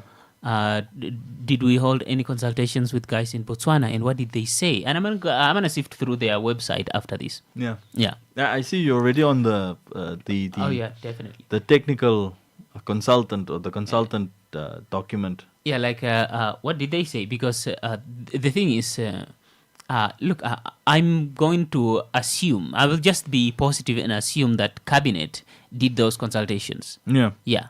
Before giving a green light for the installation of the physical infrastructure that's required to basically put the project in motion.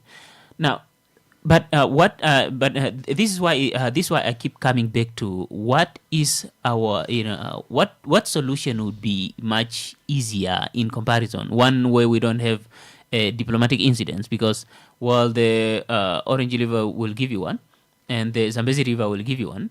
With Zimbabwe, Zambia, Botswana, Mozambique, and you have the Kavango River will give you one with Botswana and Angola.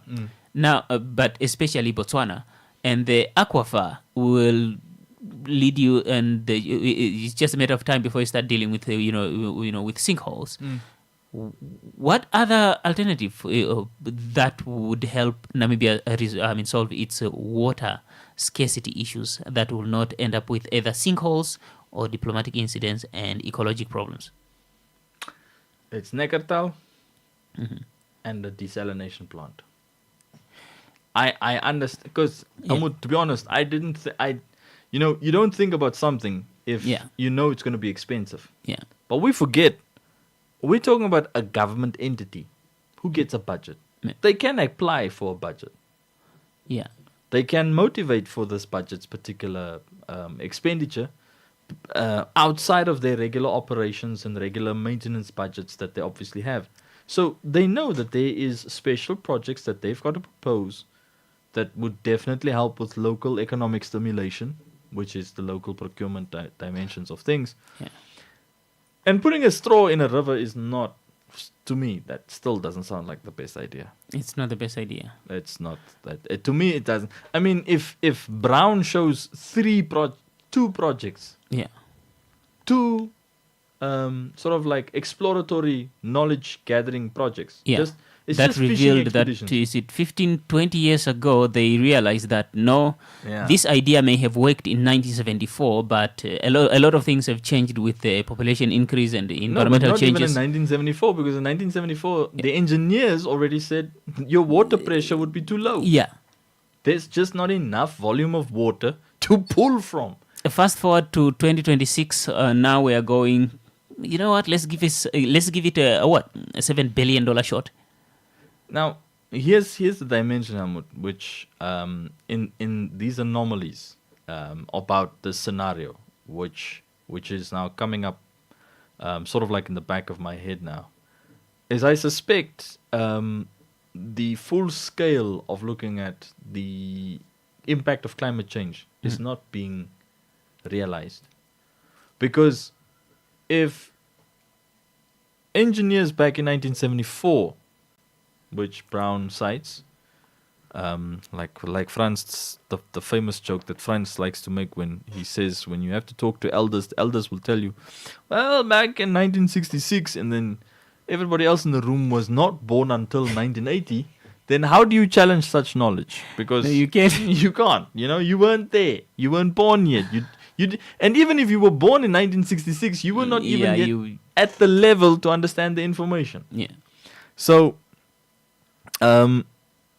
if we take Brown's testimony, like he says, in 1974, the engineers already said, this is a dumb idea, there's not enough water.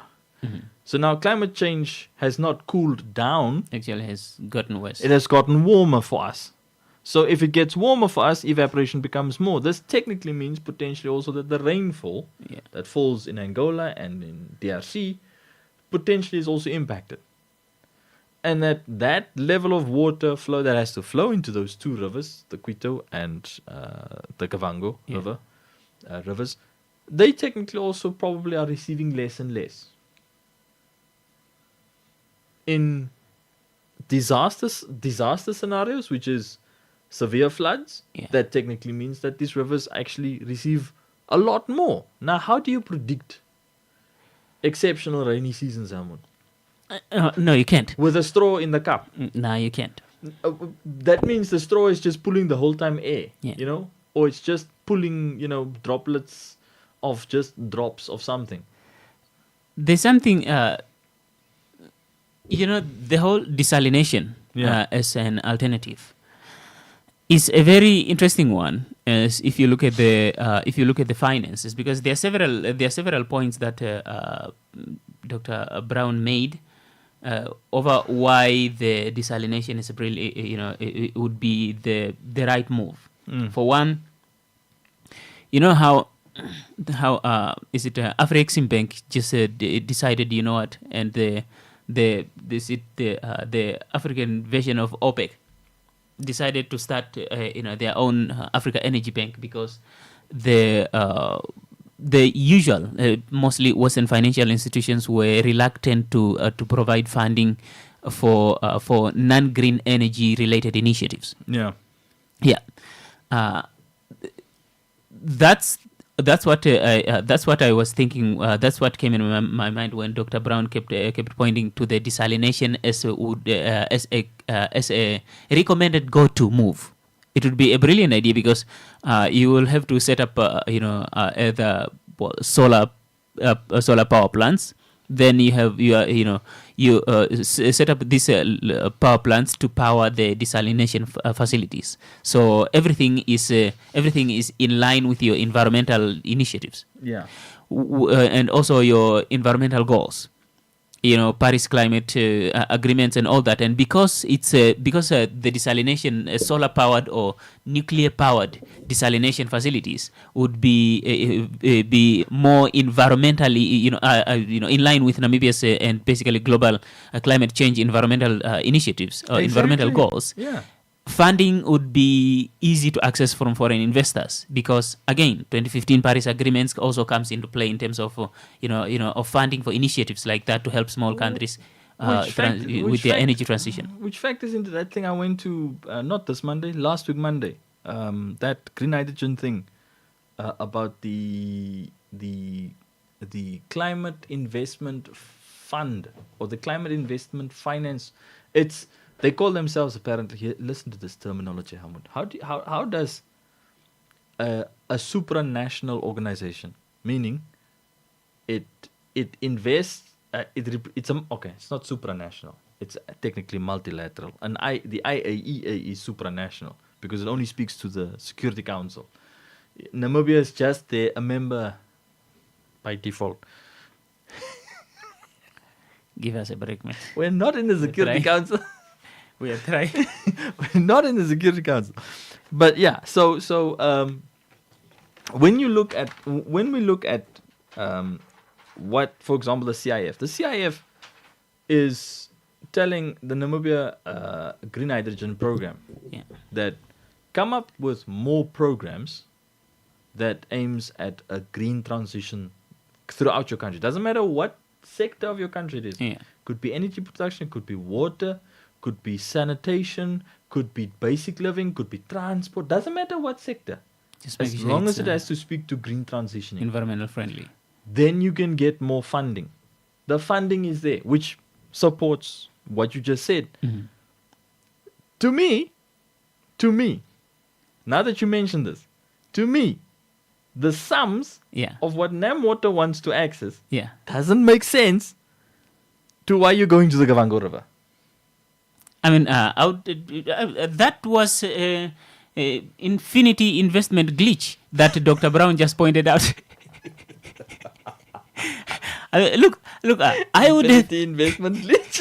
Look, Dr. Brown found a glitch in the matrix. I would have explored that one with. We would have been like Moses. Have you seen the meme about Moses? I would have been singing that since COP27. Like we want to bring water to the central part of our country, so we want to build desalination plants so that we have very strong winds. So we want to invest in. We've got a lot of sunlight. A lot of sunlight. The only thing we need is that money you promised back in 2015. Yeah. Yeah. Make it happen. We just had to. Oh, come on. You're telling me cabinet didn't think of that? Not 2015, Hamid. I think 2010, 2011. If you work on his 15 years time frame. Yeah. It's probably 2010, 2011. No, I'm talking about the Paris Climate Agreements. Yes. Yeah. But remember, what preceded Paris? The Kyoto Protocol. The Kyoto Protocol. Yeah. Because the Kyoto Protocol gives rise to the Paris Climate Agreement. Yeah. That means Namibia would have had the opportunity 15 years back to promote an idea, to say, hey, listen, we've got an idea, desalination plants. But you know who actually should have championed this? Yeah. These guys that are busy being bombed by Iran, the GCC countries. Look. The Gulf, what is the CC? The Gulf Countries of Cooperation or something is the full name, that club. Do you know that all those guys have got desalination plants? Yeah, they do. The targets that Iran was shooting at the whole time, just like Jang. Their desalination. The Jang said. The Iranians were shooting just at desalination plants, not even at oil refineries. The refineries were second. Right, 2 minutes left to the hour of 6 before we continue. Let's take a live read and then I'll come back to that infinity, investment glitch that that cabinet seems to have missed. That's why I said the proposal is from someone else. But yeah, Helmut. We don't want to mention any names. Watch out for someone with a license, custom license plate Range Rover, Water One.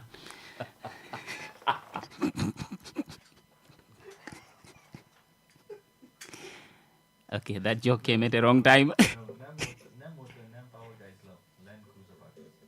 Oh yeah, that's true. They're not the air conditioning type. They don't sit at the office. Off-road. Vilvicha University 2027 applications are now open. Faculty of Health Sciences, a program, certificate for enrolled nurse midwife / accoucheur level 6, certificate in pharmacy level 5, diploma in environmental health science level 6, bachelor of social work honors, bachelor of nursing and midwifery science honors, postgraduate diploma in community health nursing level 8, postgraduate diploma in occupational health and safety level 8, postgraduate diploma in mental health nursing level 8, master of public health, master of occupational health and safety. For more information, call 081-403-6406. Vilvicha University, where everyone is an achiever. So, infinity money glitch, but the only part, and there are two parts, actually 3 parts that I like about the whole the desalination, and there's only one part that made me go, that also has its own questionable, long-term impacts, and that's brine. And desalinations are very good. And now for Namibia, if we were to explore the desalination plant investment idea, that would remove at least in comparison, the diplomatic squabble. Yeah. Yeah. So we wouldn't have to deal with diplomatic issues because we have our own shoreline. But factoring in the movement of the currents, that discussion is bound to come up, but not as fast as exploring the Kavango link type of ideas, or the aquifer in terms of sinkholes. Yeah, and there's a glacier melting and an iceberg melting every day. Mm-hmm. that'll just infinitely supply the sea. Don't worry. The big blue won't run dry. Water levels are just now. The thing is, the biggest problem, the biggest issue with desalinations.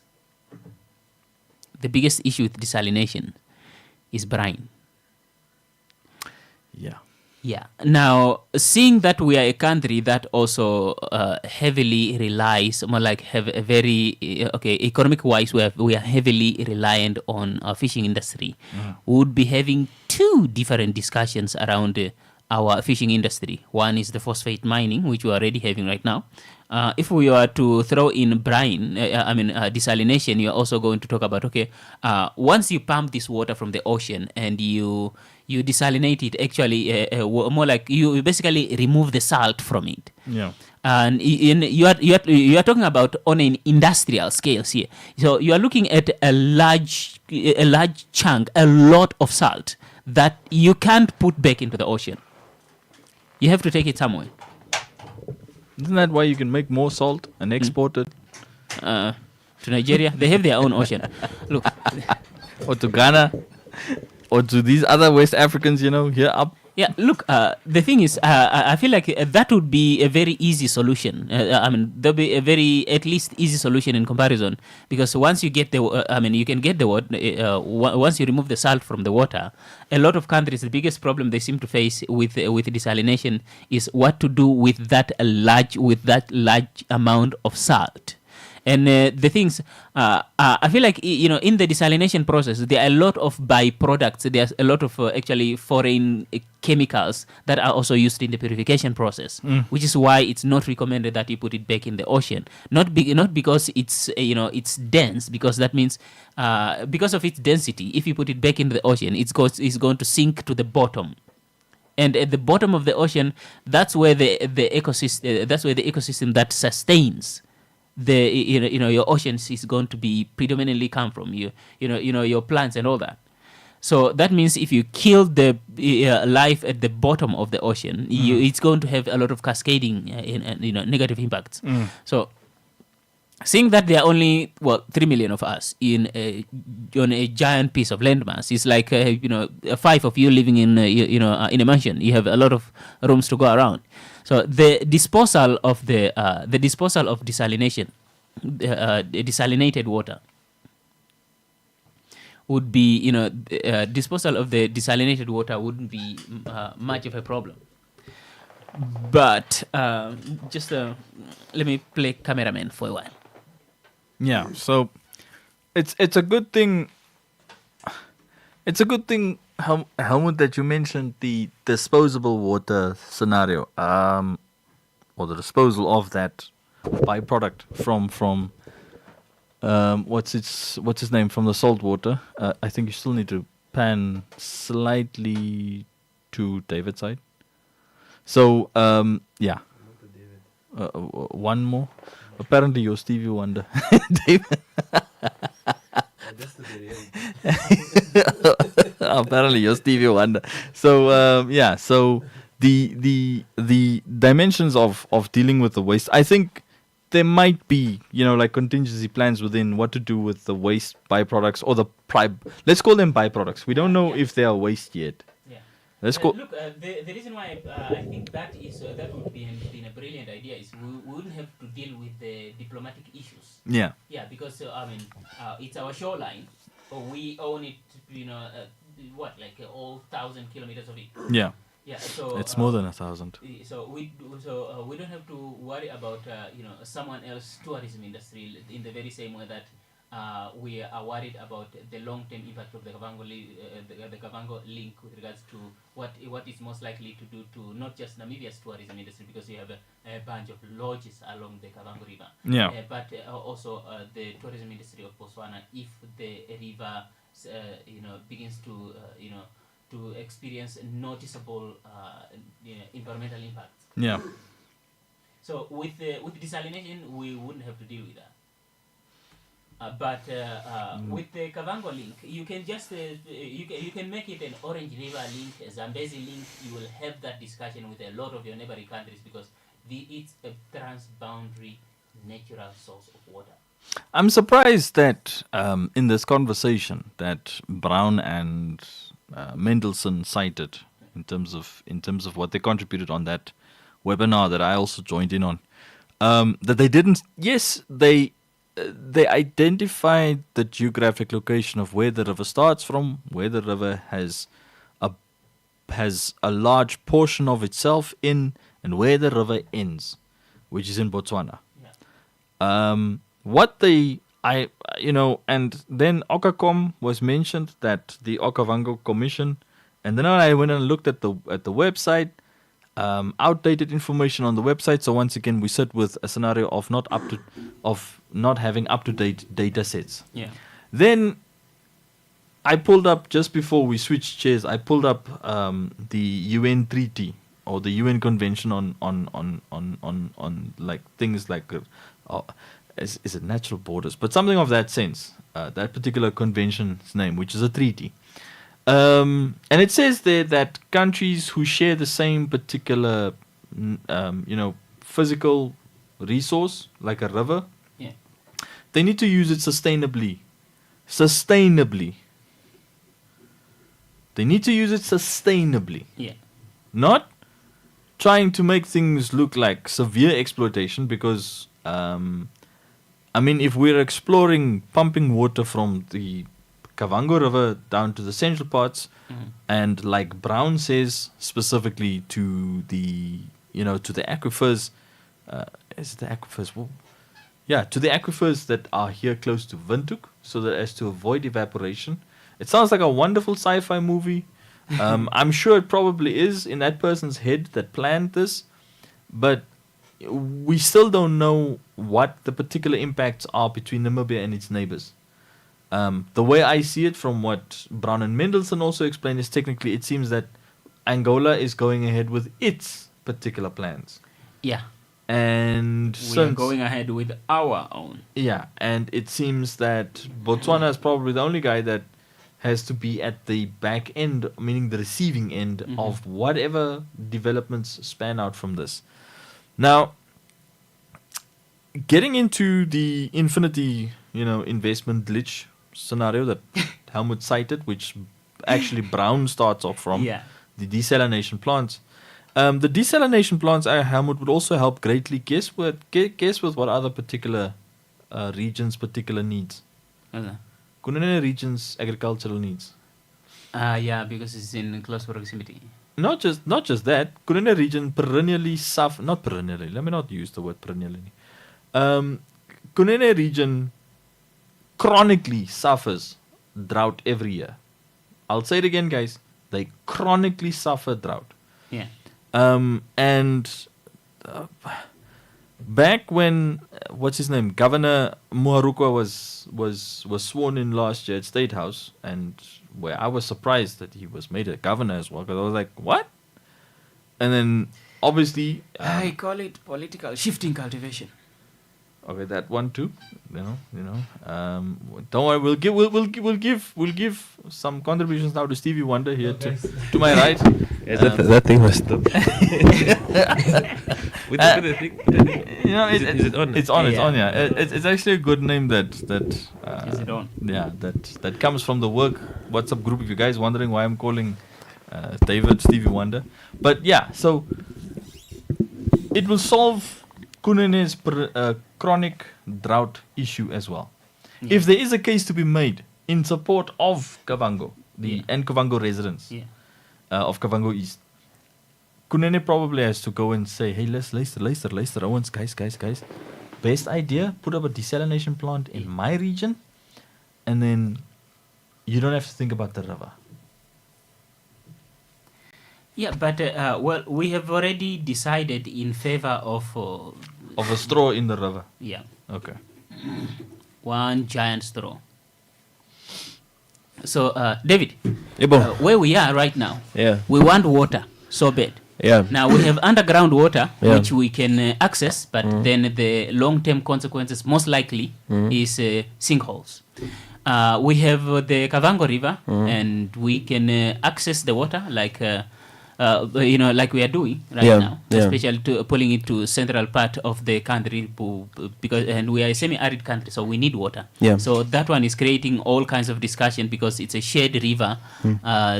So it's not just a national discussion we must have. It's also a diplomatic discussion we must have with the countries that we share the river with. That's Angola and Botswana, but most likely Botswana because Angola is upstream, Botswana is downstream. So if any long-term impact on the river is most likely going to impact Botswana more, Namibia and Botswana more, the more the people that are more downstream. So the Kavango River is bringing up that discussion, which means even if the Kavango link was planned for the Zambezi River, we would be having somewhat very similar discussion with Zambia, Botswana, Zimbabwe, and Mozambique, because all these countries, with regard to the Zambezi region, are all downstream, except for Zambia, because Zambia is just the wall across the Zambezi River. So if you bring up that discussion with the Orange River, the same type of discussion. But the thing is, when it comes to the Orange River, we are more downstream because it's flowing out of South Africa, Lesotho, South Africa. Now, so we seem to have just multiple sources of water, but none of which we can access without having to risk, if it's not well thought out. And I want to emphasize the well thought out part first, because I'm going to assume that a cabinet, before approving the whole thing in 2024, they did all the due diligence to make sure that they are not large scale type of negative impact that are going to come from this project that will end up bring us to an awkward conversation with Botswana. Now, so we have underground water, risk sinkhole. Kavango, risk diplomatic discussion on tourism and ecology. Zambezi, diplomatic discussion on tourism and ecology. Orange River, diplomatic discussion on tourism and ecology. Right now, Dr. Chris Brown, I also, thought it was... He's not a rapper. Okay, that's what I thought. But is he not a doctor within his area of expertise? He said doctor in not music. I thought also. Now, the thing is, I was also hit with the irony. I was laughing the whole time. Look, now the proposal that he made, at least from his point of view, because he was asked what would be your what is there any other alternative to initiatives like the Kavango link? And the alternative, at least he provided from his expert point of view, was desalination would be a brilliant idea. Which brings up a whole interesting conversation, because I think we would, because if you look at it, desalination will be taking place just in Namibia, so it cuts out to at least in comparison the diplomatic issues in the long run. But in every project that you embark on, there are always risks that are involved. But you also need to weigh the options to say, when you are talking about risks that are involved, to what extent. And the background of Namibia water shortage.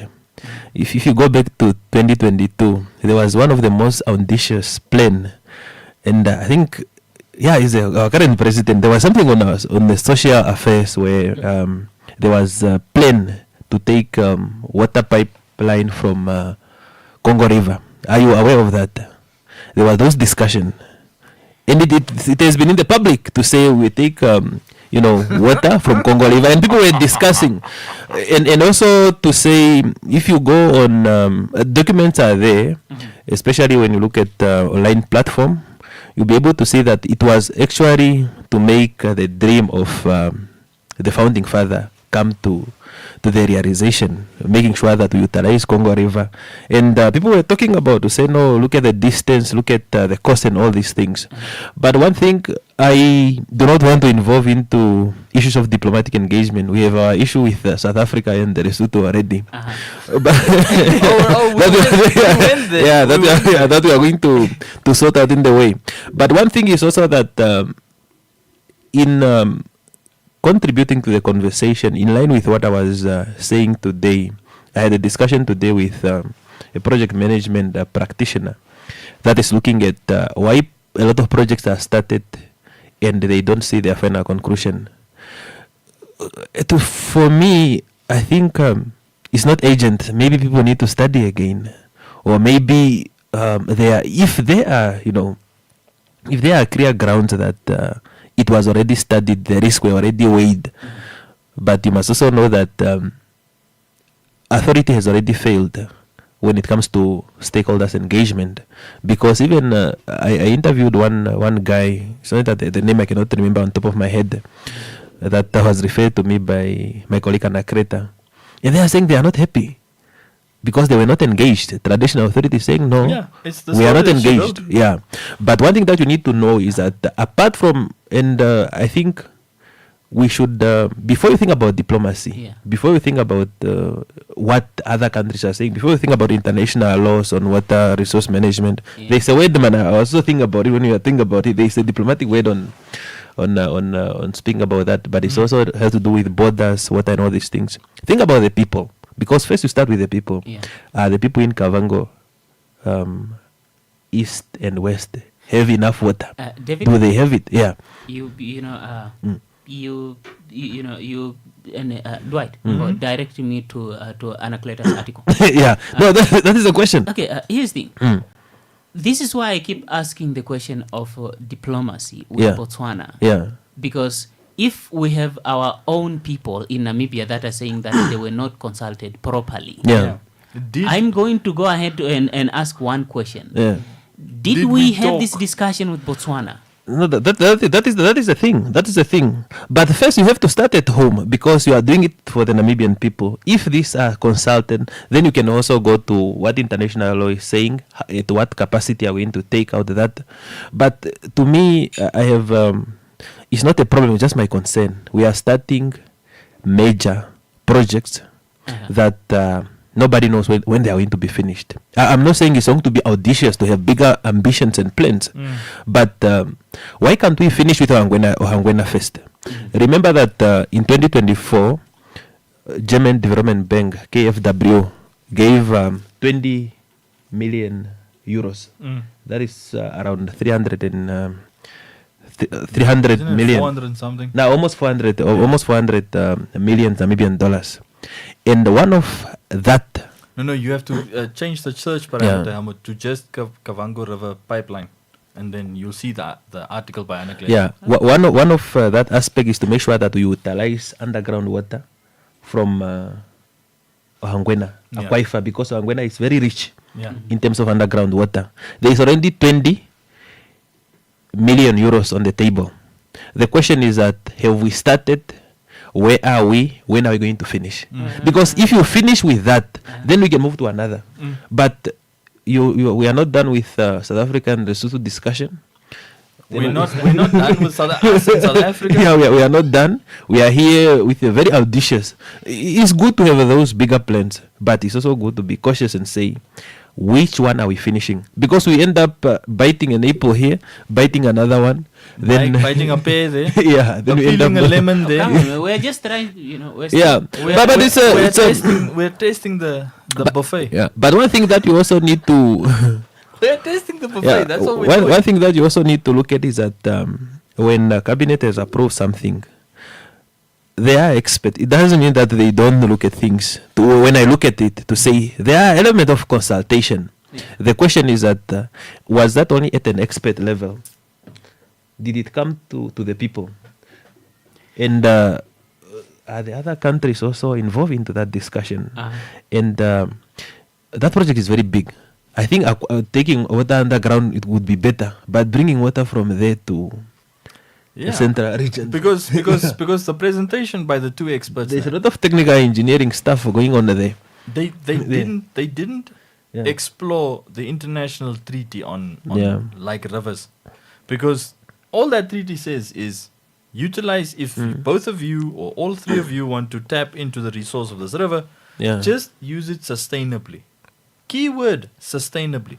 But putting in a straw into the river, and Angola builds a dam in its country, two dams in its country on the same river, then obviously that was not sustainable. We are not talking from the look of things. That's also what I assume. Yeah, and Because that's also what because I I got don't from, think the Botswana embassy is even But the question that you also need to ask is that can it be done without any risk?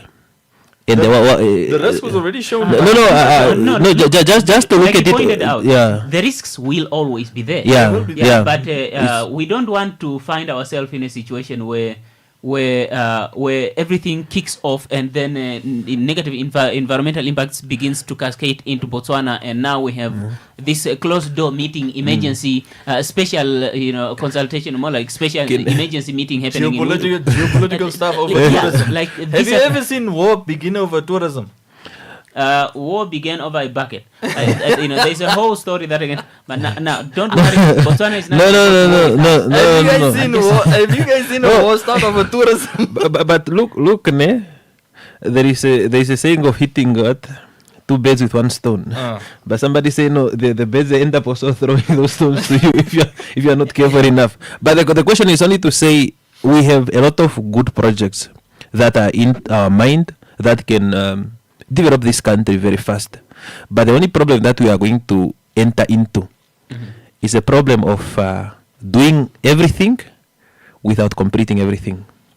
Let's deal with one project at a time, then you complete it successfully.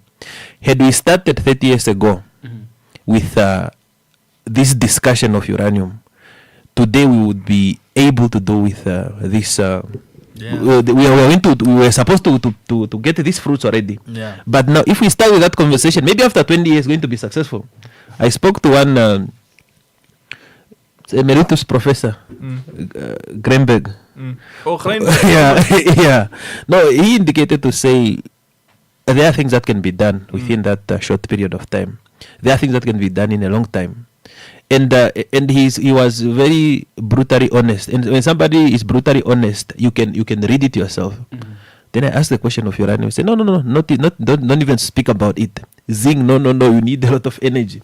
Then he said, maybe the possibility of oil and other things. I'm just bringing about these things to say, yes, we may have audacious plan, which is what every country should have. But can you complete it successfully? And it's also something that you need to weigh the cost and also to strategically prioritize. One thing which I was talking off air is that looking at, for example, project that you have already started, the finance which is already there, and discussion are there that is not enough. For example, is Semnioma and the Independence Stadium to be advanced to category 2 of CAF. Of CAF and FIFA. Yeah. Instead of distributing everything. No, but then what category do they want to make independence? I think it's category 2 as well. Okay.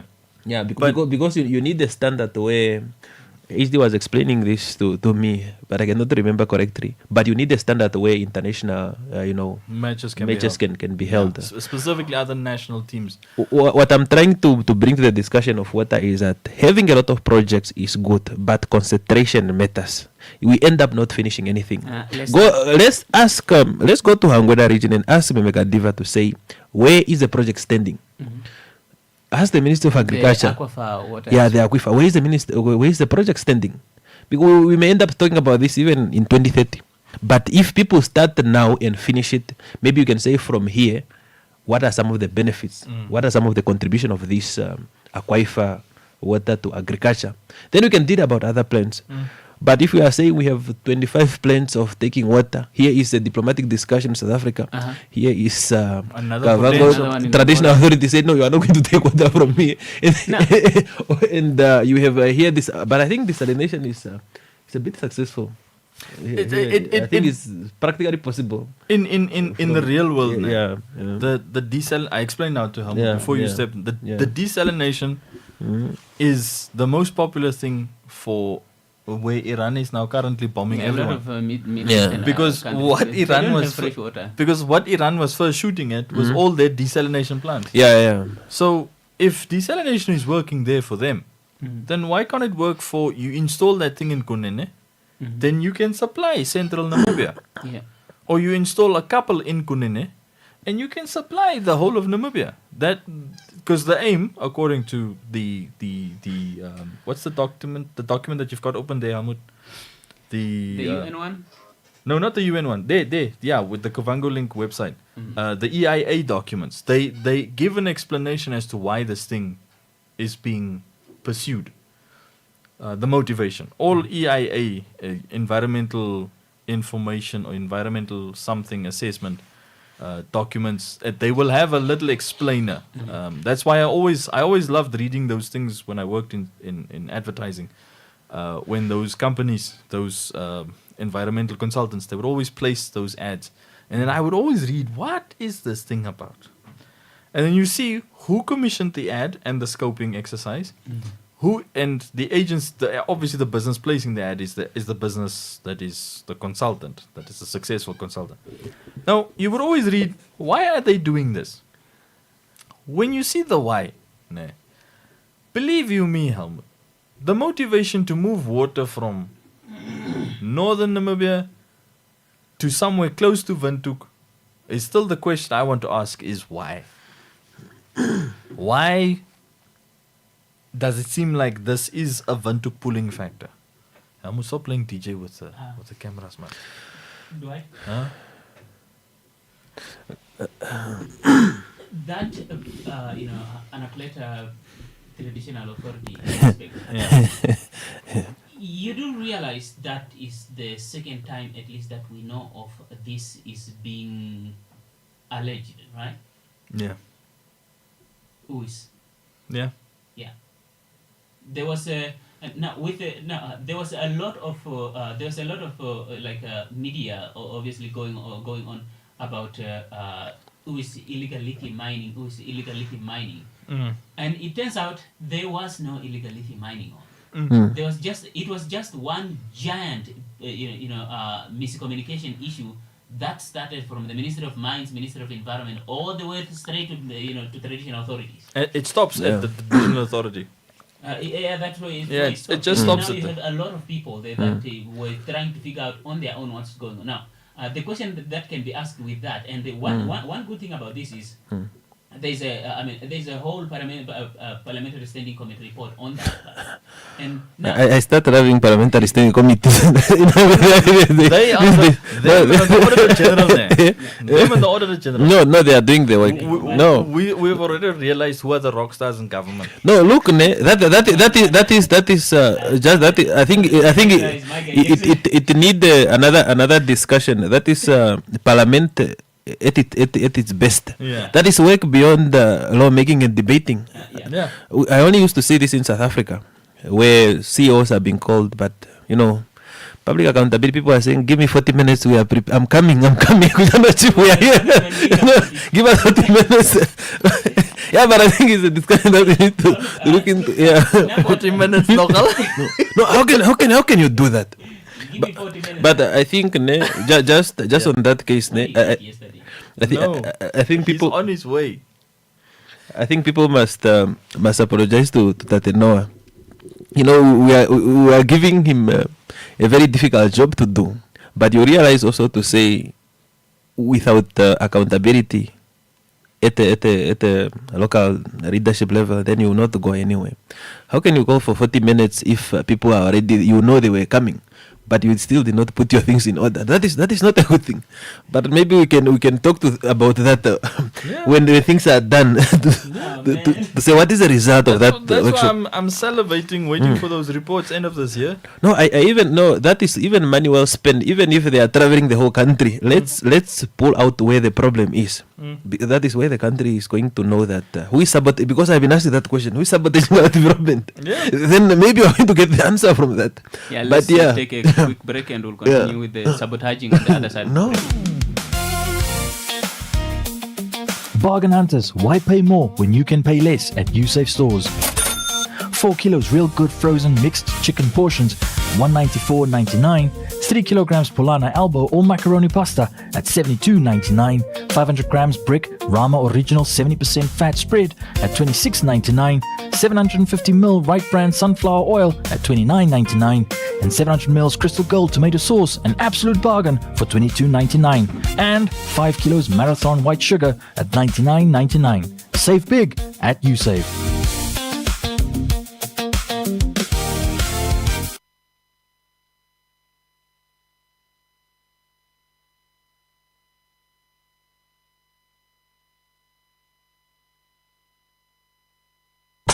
Eagle FM lets you express your constitutional rights of freedom of expression without fear of favor. This is actually, to put it mildly, an economic scandal. Fraud. Not fraud, it's a scandal. Scandal. Why do you give a tender to somebody who does not have capacity to build? Why should you do that? You know a person that does not have the capacity to build. Eagle FM lets you talk. That's why I'm always telling people in Parliament, let me not take up my Katatura manners. Right. Because I grew up in Katatura. And I will not hesitate to tell you off if it is needed to do. Be part of the debate by setting the agenda. My response in terms of Rwanda at 6% is that we had been there before. We've had 6% growth before. It's not something that Namibia has not achieved in the past, and it's not something that Namibia will not be able to achieve in the future. Eagle FM, the eye. Welcome back. So we are 29 minutes left to the hour of 7. You're still listening to Home Run with Helmut, Dwight, and David on Eagle FM, and we're looking at the Kavango link. Kavango links. Mm-hmm.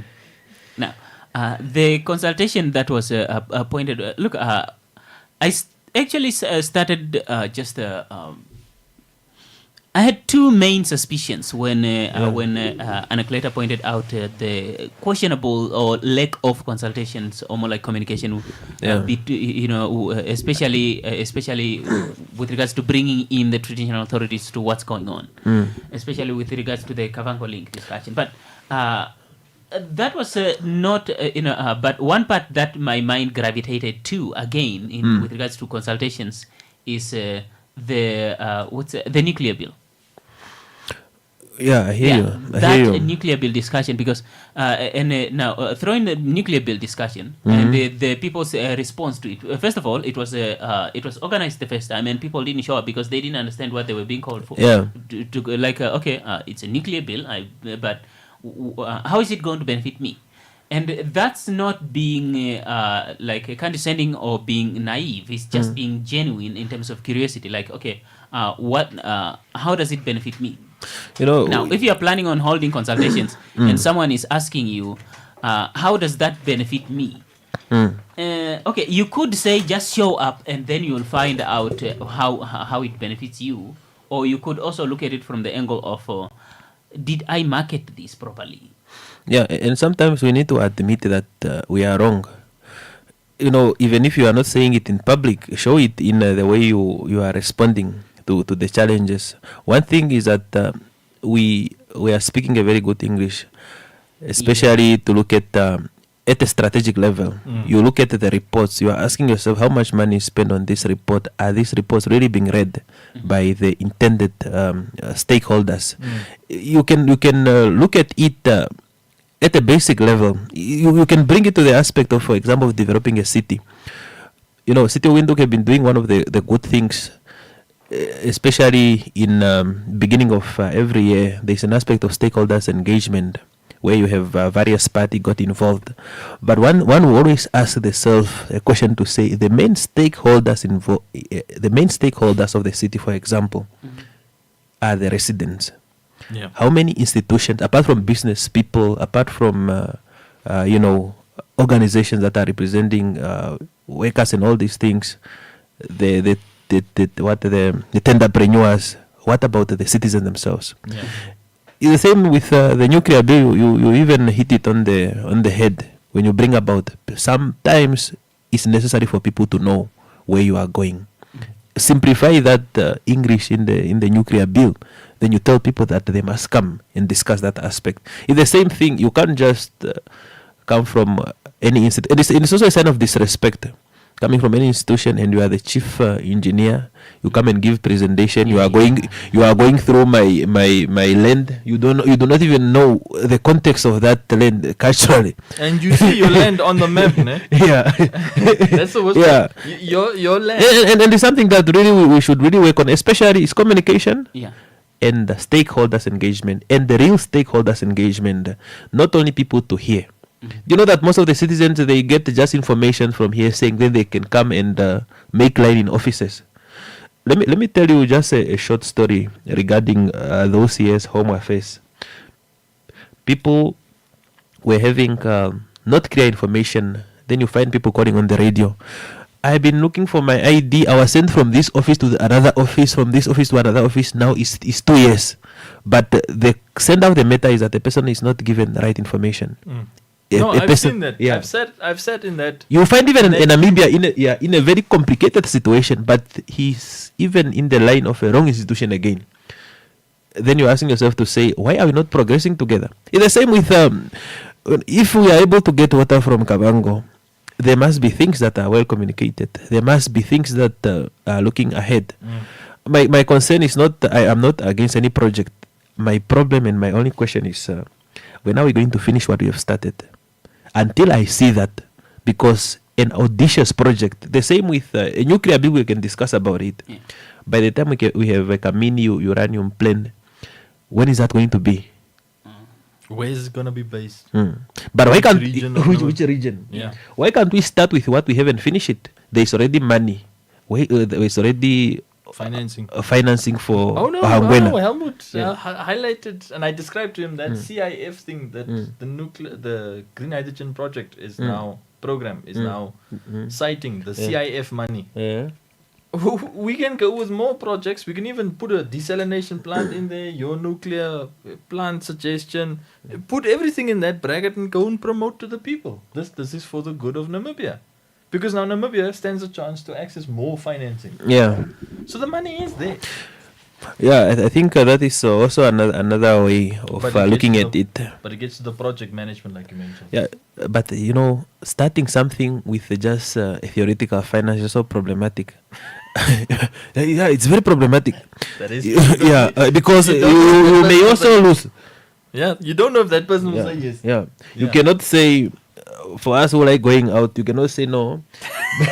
bring that drink so that I'm expecting some money coming from somewhere. Yeah. Or my friend says I'm waiting for an e-wallet. Yeah. But I'd like to order a beer. And then the bartender will ask you, it's not correct. Are you gonna pay with that e-wallet or do you have the money on you? Or you order something or you are gibbering. How can you do that? Bartender will say no. No, you can't do that. Yeah, but the other aspect is that let's finish the one that we started, the one that is already funded. Let's go back and trace the progress, and it's a very timely conversation, and I want to see those things in our midterm budget review. Is it October? Yeah. Midterm budget review. We want to see those things to say, finance from outside, Wangwena Aquifer Water. Where are we standing? Stadiums, where are we standing? Before we look at what we want to do again. Because that's the only way that we can be able to trace our developmental progress. Otherwise, we'll just start biting the buffet here and here. Then we go home. My problem is not against any project. I want to see the results because you must have a clarity where you are going. So we're acting like that guy who's looking for a wife by looking for his wife into everyone's house. No, it's somebody. How can you plan a wedding? You don't have a potential. Well, I'm looking at. I'm looking for a wife in 5 different ladies. But they're somewhere else. There's 5 different ladies. No, I think the predictability. There is something that is good about progress. It's predictability. David. Yeah. Look. When it comes to beating around the bush, we are very good at that as a country. I learned that after Dwight and I did. We were talking about the Kudu gas fields. Oh yes, we have known about the Kudu gas fields since 1974 as well. Yeah, same time that this water thing was being explored. Yeah, around the same time.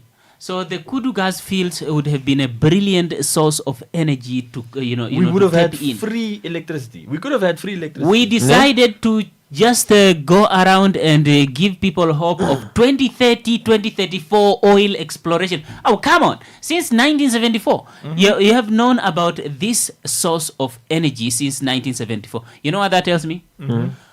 We know what the solutions are. We know where the resources is. Yeah. We just don't want to pay, to invest in those, in those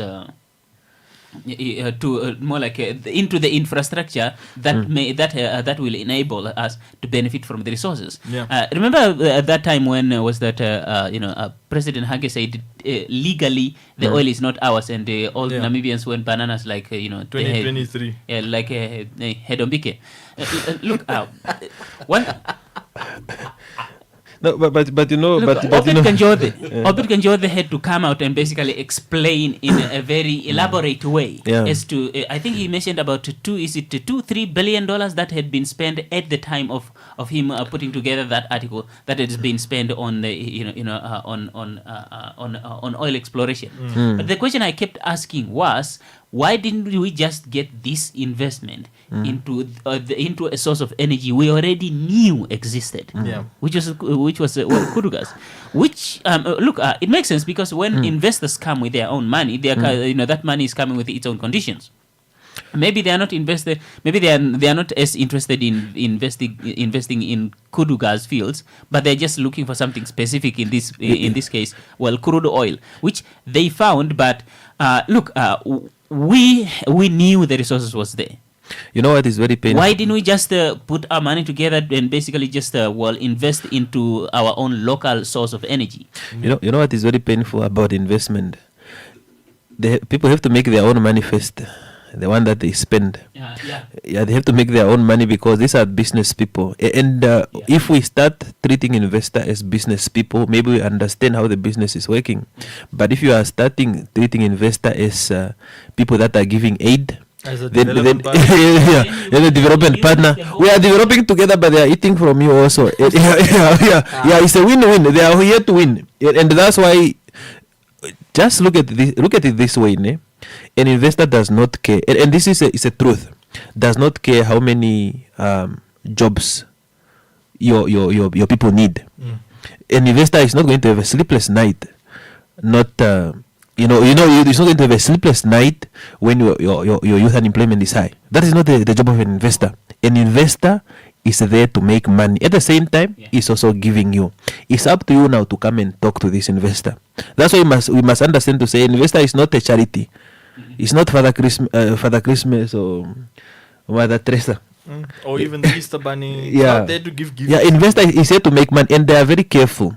That's why the debate of green hydrogen, the debate of oil, came to the point where people understand that yes, it's not a bogus project, because if you see an investor putting those billions of dollars, it means that something is going to come out.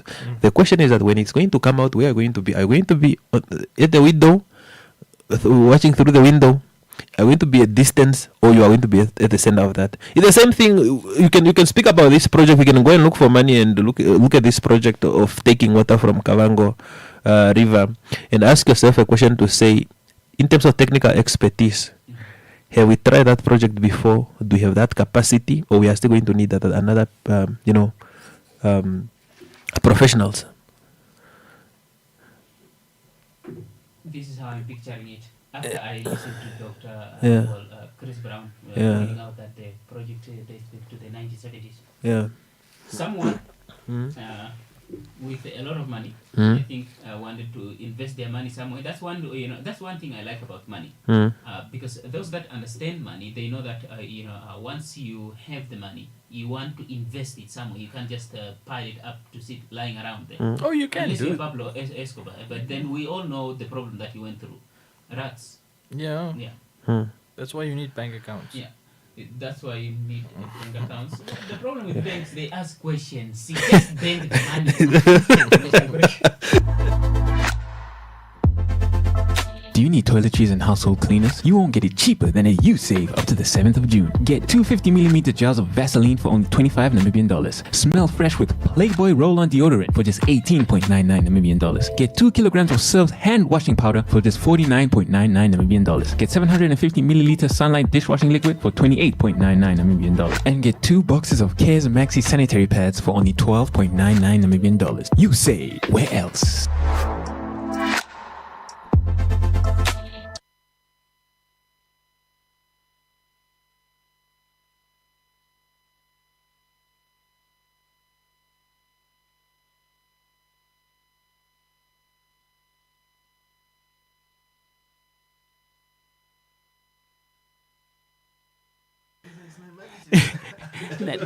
No, it's look. That's why I think for a very long time a bunch of questionable characters like your arms dealers, human traffickers, and drug dealers really liked Swiss banks, because those guys didn't ask any questions. You just show up with money. They still do like those banks. Yeah, they don't ask questions. They don't ask questions. Do you have the money or not? Yes. Here's an account for you. No, don't you want to know how I got it? No, that's none of our business. FYC, no. KYC is for those other people. Yeah, that's for those. The Africans and the Asians and the South Americans. That's KYC is for them. And you know what's the irony? This is the country that's holding. Where the Bank of International Settlement is headquartered in Bay, which basically the mother of all your central banks. It's like being the naughtiest kid while sitting right next to the principal. Yeah, the class captain. Yeah, it doesn't make sense. Because everyone will ask, okay, why is the principal not doing something? It's tough. It's difficult, but it's not impossible, especially to look at what we want to get into. So it's critical but stable. Yeah, no, it's critical, but not impossible to get where we want to get into. It's critical but stable. I think look, this whole consultation thing is coming up a whole lot now. But one thing, can we just normalize doing consultations? In native languages. One thing that is telling you that Namibia is getting somewhere, but not now. Are the things which are coming out now, that when this discussion like what we are having now is coming up, when reports are being presented at that aspect, it shows that somebody one day at a time is being awakened, especially when it's come to critical information. When you see things that are coming out, who knew that you can be a financial manager with just a grade 10 certificate or grade 12? Who knew? And this is not my thing. Who knew? I knew. Who knew? But when financial manager with what now? Without any qualification. With just a grade 10. So it means that I can also become a CEO just from grade 10 or grade 12. No, that's knowing a guy who knows a guy qualification. Yeah, and it also says he's been there for how long? And it also says a lot about 19 years. 19 years. It also says a lot about public finance management. And I start asking myself. No wonder we are looking at all kinds of terrible financial reporting. I'm asking myself a question to say, what about others? What is being revealed in one spot, it shows a lot what about would happen. What about others, and also it also says a lot to say what were our institutions doing all those years. Look, there are two qualifications you can't beat. Genealogy. Yeah, that's one. Yeah, and then University of Pilo. A lot of people have basically acquired a lot of. Which basically is the first one. No. So the one is a national diploma versus an advanced degree. No, that's an advanced. But degree. I think they are parallel to each other. MIT and Harvard. One is technical, one is theory. but look at what you have said, ne? I think we are getting somewhere. When those things are being revealed, we are getting somewhere, and it's not going to be business as usual anymore, because people will know. To say how come you have a CA, a chartered accountant who is not working. No, I'm just giving an example. The person is not an accountant. No, I want to give an example. You have a chartered accountant who doesn't have a job, just doing consultancy, but you have a finance manager. Who has no accounting background. No accounting background. I don't know what he studied. Those are the things, and I think a lot of things will come out. Maybe our institution will be strengthened because if somebody say, "Give me 40 minutes," and the person already knew a month in advance, know that that is accountability to me. And you want a recommendation, and it's not only accountability in terms of public accounts, even in terms of projects. Let's go to White Elephant projects and stand there and ask a question to say, "Helmut, we gave you this 45 million. What did you use them?" No, this is what I did. Where did you buy them? What price at that time? Look, but you are driving a Rapture. How did you get that? No. Profit from where? It's a Ford Ranger Raptor. Yeah. No, look. Because I saw your eyes going like rapture. Yeah. He said raptor. Yeah, I went very religious. Yeah. Yeah.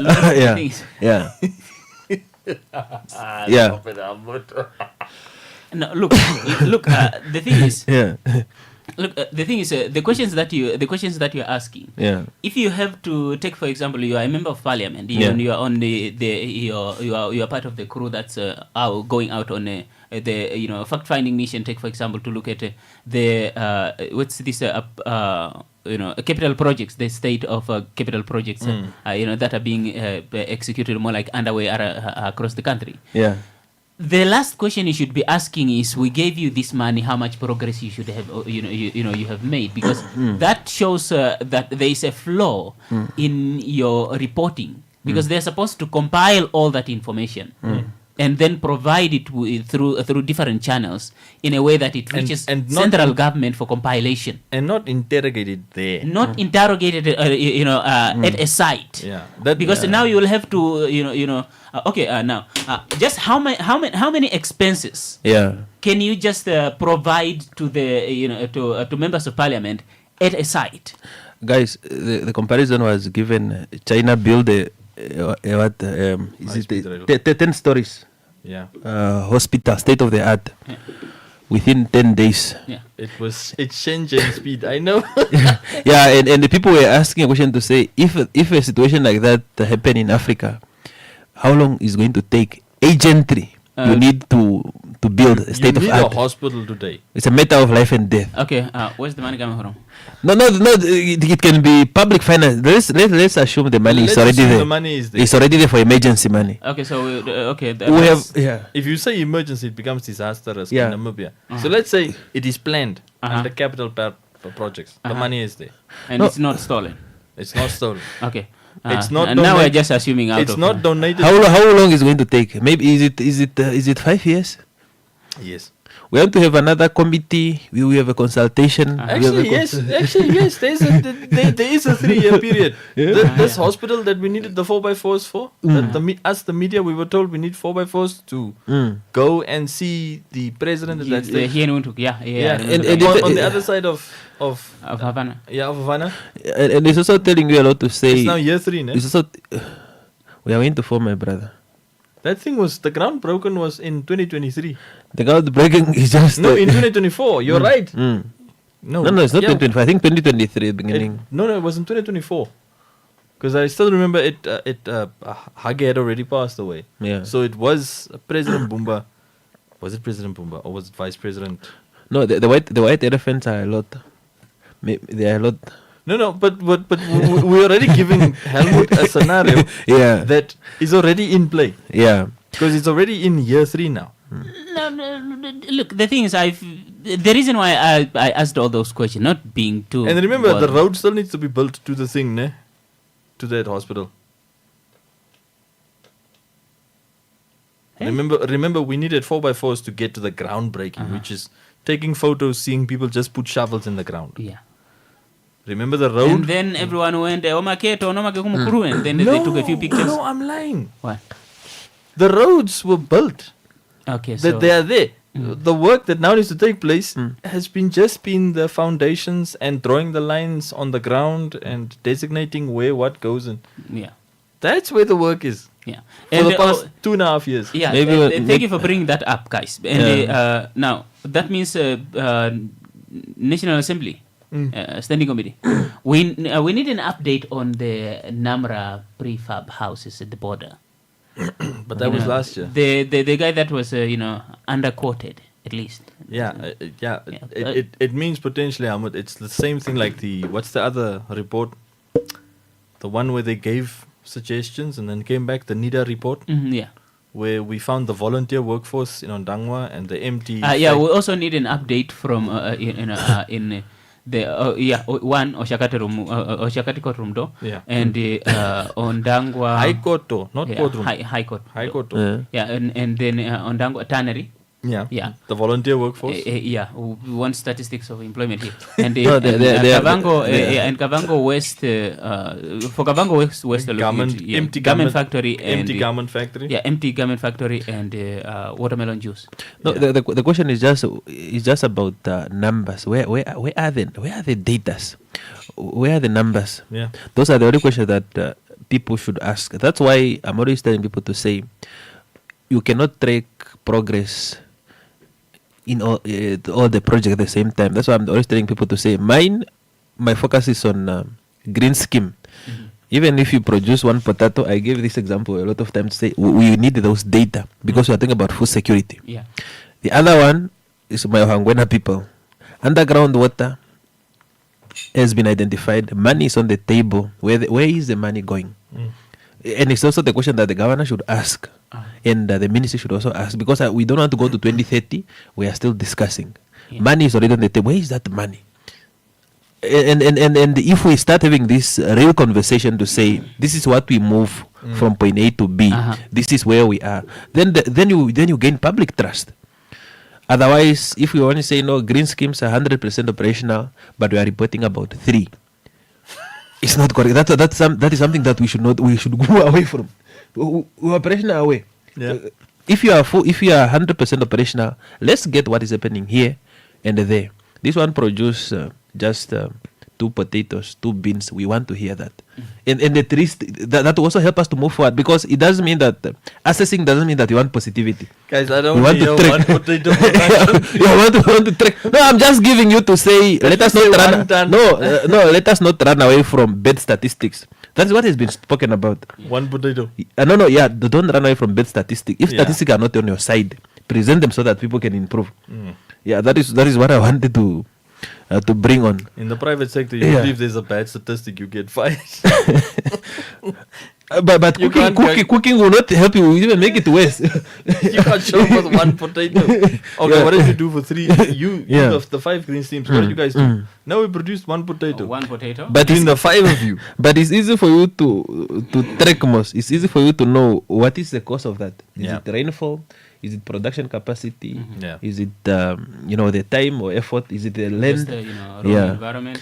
But if you say we have 20,000 tons and the land is dry. No, look, reporting. Reporting is a very important part, which is why I'm saying there must be like a real-time information transfer to the central hub, which would be the NSA. Yeah, because it's exactly what they are saying. It's what they are saying. But but employment as well, because I want Ministry of Labor. I don't know. I hope they're listening to share employment stats, to collect employment stats, because we don't want to see things like what the Oshana State of the Region address: 120 permanent jobs. All 120 permanent jobs are in the Oshikari Town Council. What are we reporting then? Employment, Baba. Employment. No. It's public or private. Employment is employment. And one thing that you also see is that the public institutions, they are very diplomatic with each other because they are colleagues. You know, at the presentation of the National Coordination Strategy on Statistics, I think I'm getting the name correctly. The Strategy on Coordinating National Statistics. In simple terms, just to say, guys, stop being on your own. We are the head of statistics and let us coordinate. That was the simple meaning of it, to say, don't give unverified statistics because we can even assist you. Let us work together. Yeah, but if you find someone on a site, not an engineer, a councillor, or a governor. Now you are a governor. You have 5 capital projects going on in your region, and you are told, and then you are met by members of parliament now telling you that give us an update on this and this and this and this project. You must have every receipt, otherwise you're going to be providing what? Wrong information. That you are even correct, because is about how you get those information. Where are you getting them? You must have a regional council which say we need somebody from NSA to assist us in planning this. Where are the numbers? And the regional councils need to be collecting regional stats. Exactly, with the help of the chief, the custodian of stats. Of states. Yeah. But the concern already, and it's a good thing you're bringing up that point just before we end. Yeah. The NSA emphasized that back in 2024. They emphasized that same point, that event that you went to. Because the downside is we need to elevate the NSA to the level of a ministry. So that the NSA is like Stats South Africa. Stats South Africa is a ministry. The NSA in Namibia is just an SOE. It's under Ministry of Finance. Ministry of Finance can say, well, you know what, the budget isn't so nice. Because NSA is under finance. Because you know, and also have nobody's representing you when people are defending their exactly the same with ACC to say guys are discussing their shares, you are outside, just help get this piece of cake. Because if you were an SOE under another, let's say Works and Transport is Transnamib, but you know that there are SOEs that is it in Rwanda where an SOE is elevated to sit in cabinet. That's just what I want NSA to be. I want you don't need to be a ministry. You just need a certain. But that's what the Information Commissioner was. And I think that's why things are dragging on so long is primarily because I think the ministers also, the cabinet also realizes this is a person that's outside the influence of a minister, of a potential minister, and even the prime minister. So we need to elevate. We need to elevate the NSA to be a ministry, on the level of a ministry, so that the statistician general is someone that can directly call an executive director, say, hey, bring the money. Waar is jou goed? Waar is jou goed? Where's your data? Just send it. Yeah. Right. And my last point is, people, this Harvard English clearly is not helping in consultations, public stakeholder engagements. You don't need an MBA. Break it down. We are here at Cambridge, Until tomorrow, same time, same place. Cambridge GCSS is. You don't need an MBA too. Yeah. We were there.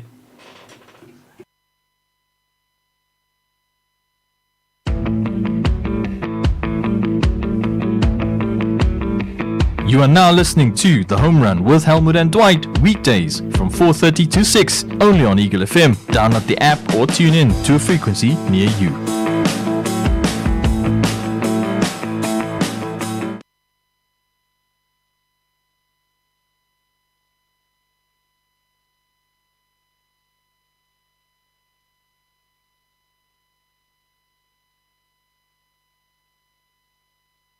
No matter where you are, if you have a mobile device, you can tune into Namibia's #1 talk radio station by downloading the Eagle FM app on the Google Play Store or on the Apple App Store. Download the Eagle FM app to tune into live Eagle FM programming or to listen to podcasts of previous broadcasts. Eagle FM, Namibia's #1 talk radio station. Get social with us on Twitter, Facebook, Instagram and LinkedIn. Our handle is Eagle FM Namibia. Eagle FM, the eye. O tusikupandira kuti monete mbako napo benge mbako ni makana tankoruma na programa ontumwa olimo mbepo kutameka po ulio paife so tundi ontingo yongroke ina yanga ina tango ya karuma ngangane ndiri ko steringa ndeno ko roli ndeno ko mbiriki ndeno ko ngera ndeno ko maramba ndeno kuveisa ngano kuveisa kucha tutale peni taipitire mo computer no tuli komehoya ilipo komehoya yefa ya o ongashi onkalo njigirire atukala tupula keno programa de tudachangei pirongomo atweni komesho atweni kucha shino shirimo ngira neshino shapuka ya olunji inokara wategera ngute amwaruho kuri monjira nengo kwapuka oshima okungi moteamo ahale challenge ahale tale kucho mitse denyo diringini moteamo esikujo tapishike umena tango teamo ke esikujo tapishike kakera ehe atu ya tambako ya pena mwani ngaya ngono tapishike ngono aruko tapinde akara tapikini ma ashibulika ngwita ikutungu ndengpani ngwita ikuta intungu programa eto o atuithana kucha ontumwa ndirimo mbepo mas kuno kuli olongo na gatatu mwezi ntije tatu mao bigani milongo mbali na kamano etine ko shike titano jaike ko ni mayo yekuma pa ifetali ongura ya nena atukatara ko maliko go gepangiro tagamoni huna mahara auto nandomo pataramo otada ntuta denge shiri omawiriko gonjira ngo gaturamo onte guka no mamanya ta pompora ta tea yo ta kuza puiti ta itenda ta kafikirini maya oiri omaliko goshiwana omaliko gepangiro atuteipo oimari washanta shuna po omawirikiro gonjira ngono osho shaishino ukakongo meyanga hatugara tukudire moshilongomo oshaino kukala sheta omiti mipangelo oshaishino kukala shetamo ikulya moshilongo shetwenu oshaishino kwetamo onetwork ndono katunana wadagwanana oshaishino kwetamo opate natango ndepaife imarwe mwaihulonjira kati shatu popine kuchaye pangelo ngine olunji natango otsa tuheni natso twakwatirwamo kaisheke pangelo jwali ketajende kashona natso twakwatirwamo oshiro antu tamoni huna nenge oshilongo shiri muudhigu tuchengao omahara gepangelo tala mipangelo utalende totala kucha omunashike anu atukonyithu yogoki de mipangelo munaiko mbuku no mbishi no hey kekeshimo moshiri kapenon kala umwatu lukuningeni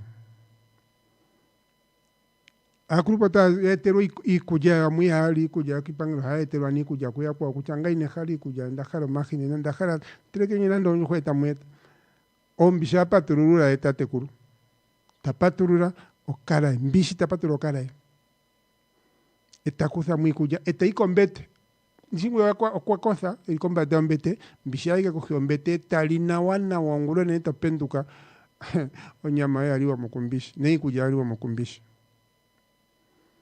shwenda pena tangucha ombishi ngashi moshipangelo mipangelo ombishi loko blokanji yadi tsakali nande aya adikonjo dinamo maharagando territory damo ombishi yoko mbinganji hunuya yako tayako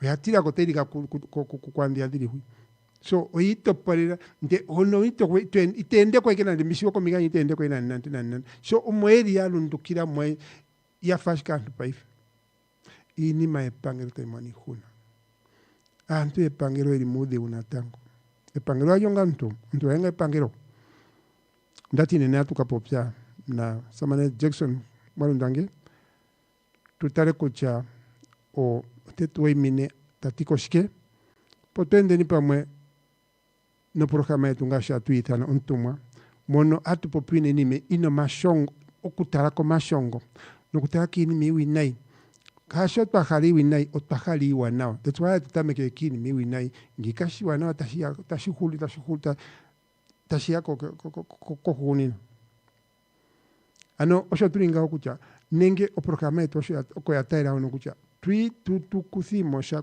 unene ngati po programa dinge nenge tulimo programa da jange atene kucha omapuko ke togeri pen oshina kontra shaje eno kukara akuze mumbishi muri momo mipangelo topia gane kanto akurupenda penduka ikunyana nali wakumbishi tubite munano mwatipo mwajato ombwano kulia mondangwa muno inendabi ombisho eri pen omweri moka tiketo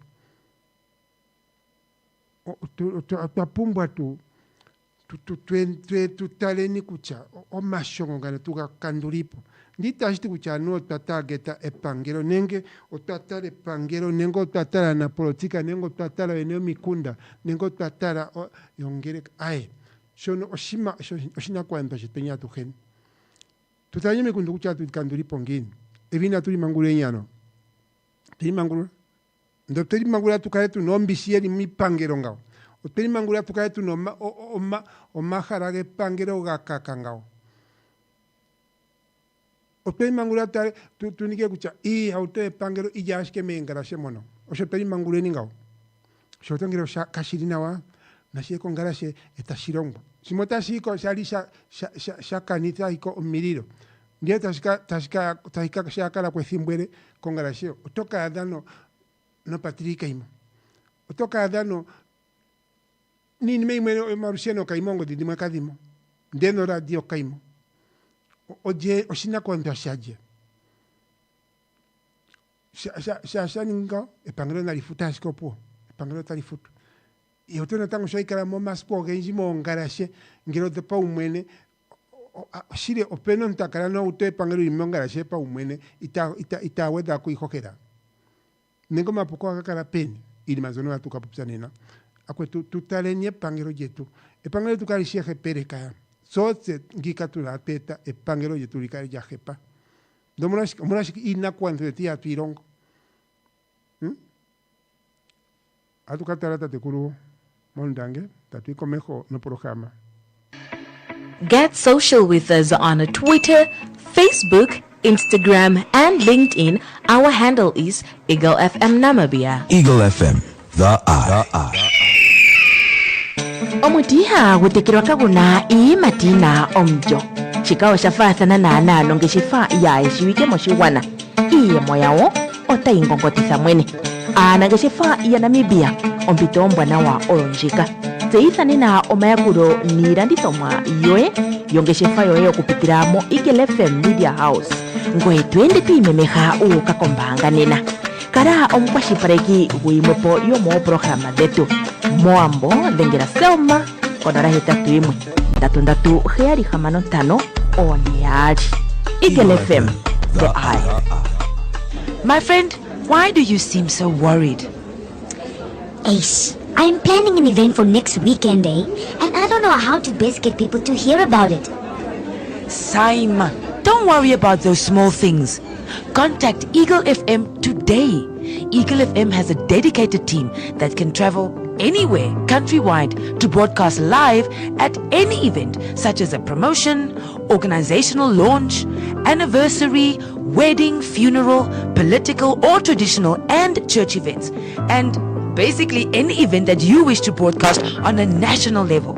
Call them now and talk to Monica at 081-270-3727 or the office number 083-2888-400.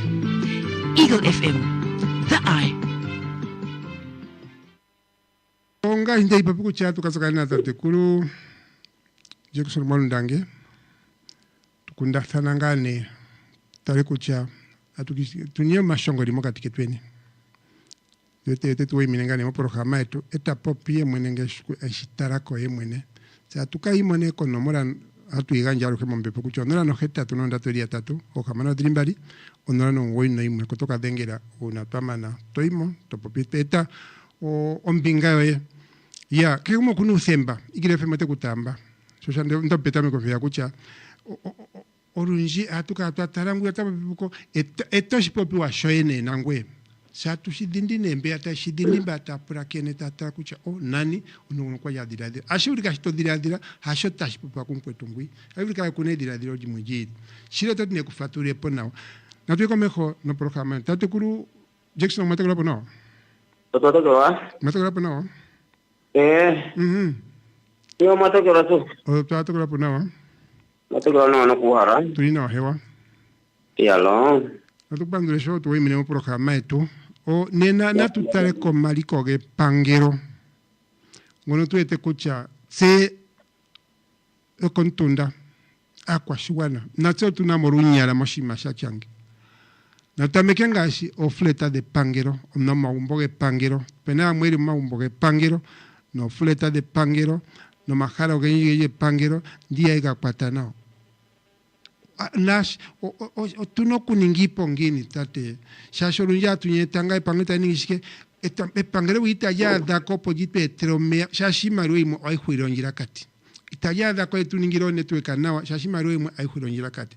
Itayada ko landero miti mipangero shashi marwemwe wiri mudi unatanko mingayo. Ino ukarandinima. Mo patemo. Oma wiriko gonjira mahalongo no wiriko gonjira. Otado ntuteri denge ne mamanya nenge teri tete poeta karongitha takafikiri ni itenda imwe iriko enashita fikire kanja. Tate kuru ngika pini machange ototiko shikembela. Ini mana ngotota mekene platane de pangelo no mumbonga e pangelo mumuna vana ilonga e pangelo ngonge no. Sunana. Ngashimoyo ndiko ndamo na unene.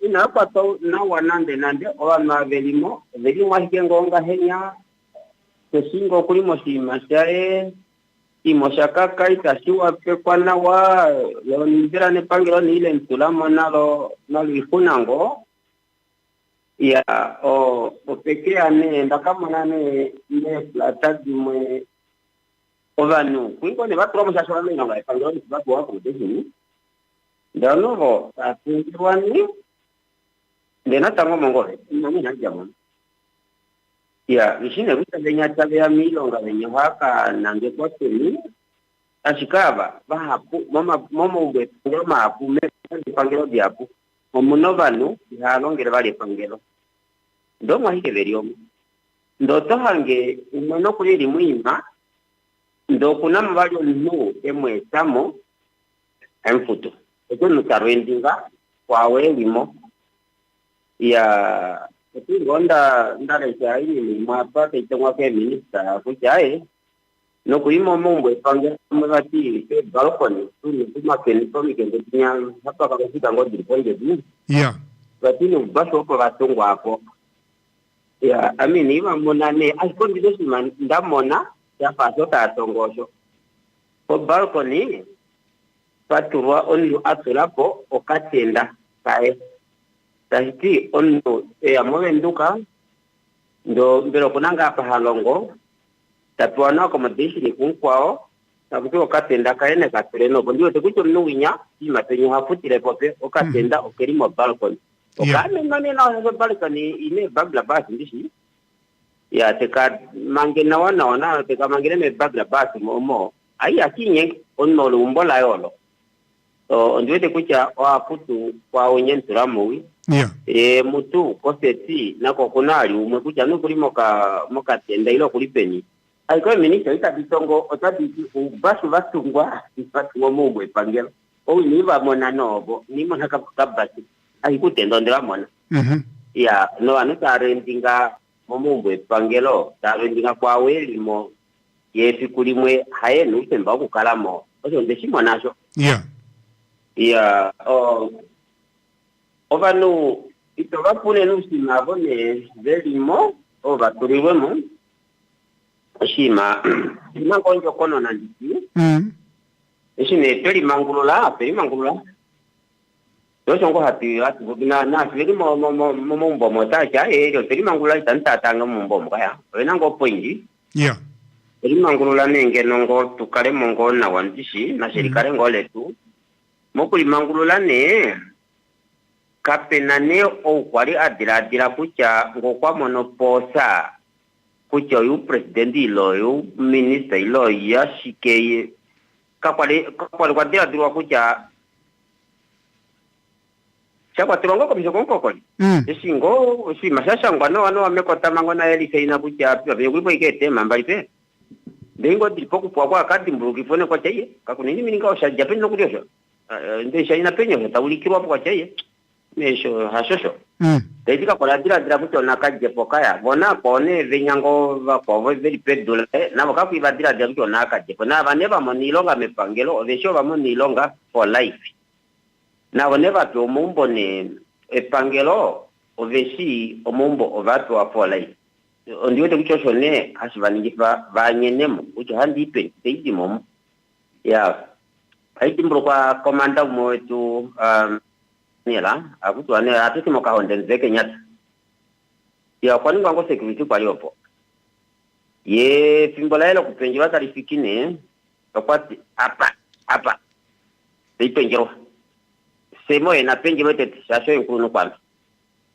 ya kwati tapenji wasiro kwanye napo na sime futo daida kasitopa ngone isa jako kuka peni okuka koka mbenyayo ami yoko sidra hof kwa aya ko ta onde amom de nei pewo ndu da pa inangal pewa pa ikala mina ku masiko de bati ayo de ke pasira ko de ke pa eta kala siko mina jambo ba tasti oshi masho tushina nale mo honde to jana unene to jana sokombada kuchangote aposhi mane shepangelo letu olo tatulako me delito abilateri mangulula prima kuita kuti bwajo ko tuneke ukalapo ya ndiwete kucha ovanu unenu nene ovo tabanye ne me flatado ndiwete kuchu nene ovaluki ava baba kalimu avo veringosha avo sha kalimu eshive yamuno ovena komo umbo kuvaje ovaluki ne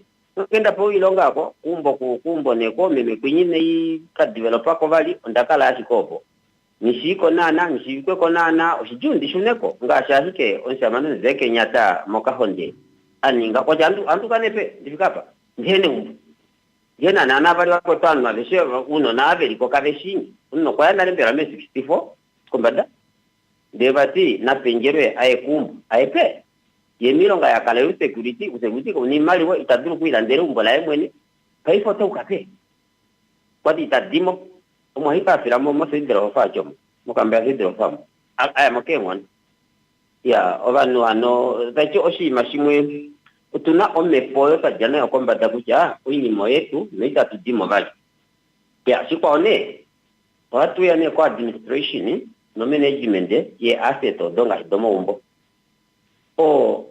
asset odina mwene epangelo ndo me pangelo muna ovanu ava responsible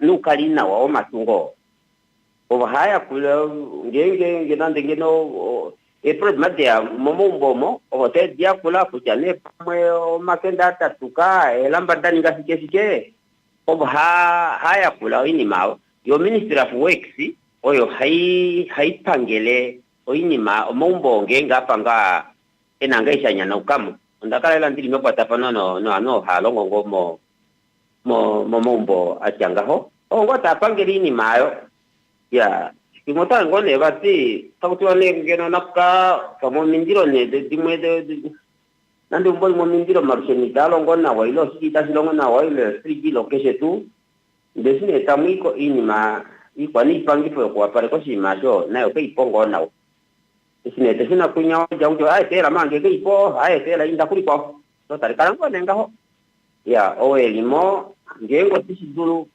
kongere mo ilamba diamond editoramo karango nga osmehen ngade sai nana ya tasi administration hano yo matungo na uina ikola ngenge ondamono kucha kwini wende ko kushi musabe kesi so kapena wo responsible kapena wo ka hina kundiri answerable mu mai karamo senga tindala tapea no kuli dikalemo don si kucha kapena wo si kucha mondiri omo ne umbolo la fali yeshi kweno kuli anu kunyowa faveri dimu ya ovanu nevetu ine trimembere wa pangelo oini mai pangelo otatara kucha oini mena mwene ya kesha asike na hitara ikenga ho nanto shanya namka kaishilonga ngoyo nina sei duru itandiko no kuyo kushashika pena no ko utabere ngombe mo system yetu me pangelo otale kinga otashota takorto shima sho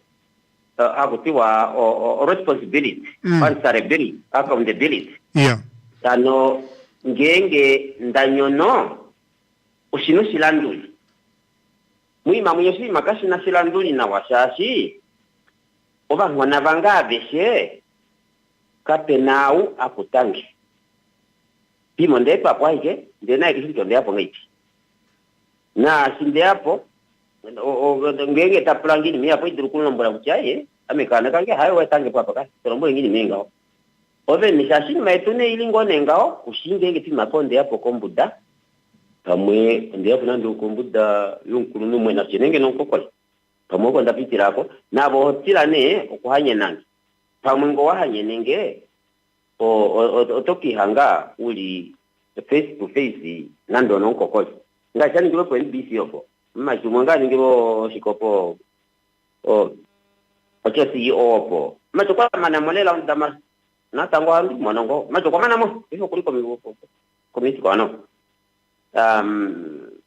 ama na molela tatongo ili nyuma na kuni ngafundisha meno wa mimi ni maotongo yoe NBC omutini ngimokaya tachashimo nakushwa peka ilanga ndapeoshi moshi hapa ndatelela utasi Jasi moshimo munandi language dimwe dome corridor do done dinengono yotaka kenda bala a shiftinge ukadana maike bo symbol eka ilipo bad noma chokwe ki hangawati eri face to face nunko kosi nokomana ucho aya mbolifima ya ini maniri ngaho isinendea mesungo mwezi kutendea monga ipi ilo ndea nilonga mwezi kutendea monga ipi na voto kirangi ya therefore ngengi longa ngita ndi longo nawa dige wali wan amisheshi change nkalenga okubela owe mwetama mbela wati shahiki ame ilonga ilongo mbele uli yange andi longo nawa ndenge kwa kutita longo yago nawa teti uli mone nandu PS o veneto manager ministry ndo vanwa abaterongo nawa akushiku chorea mungitomo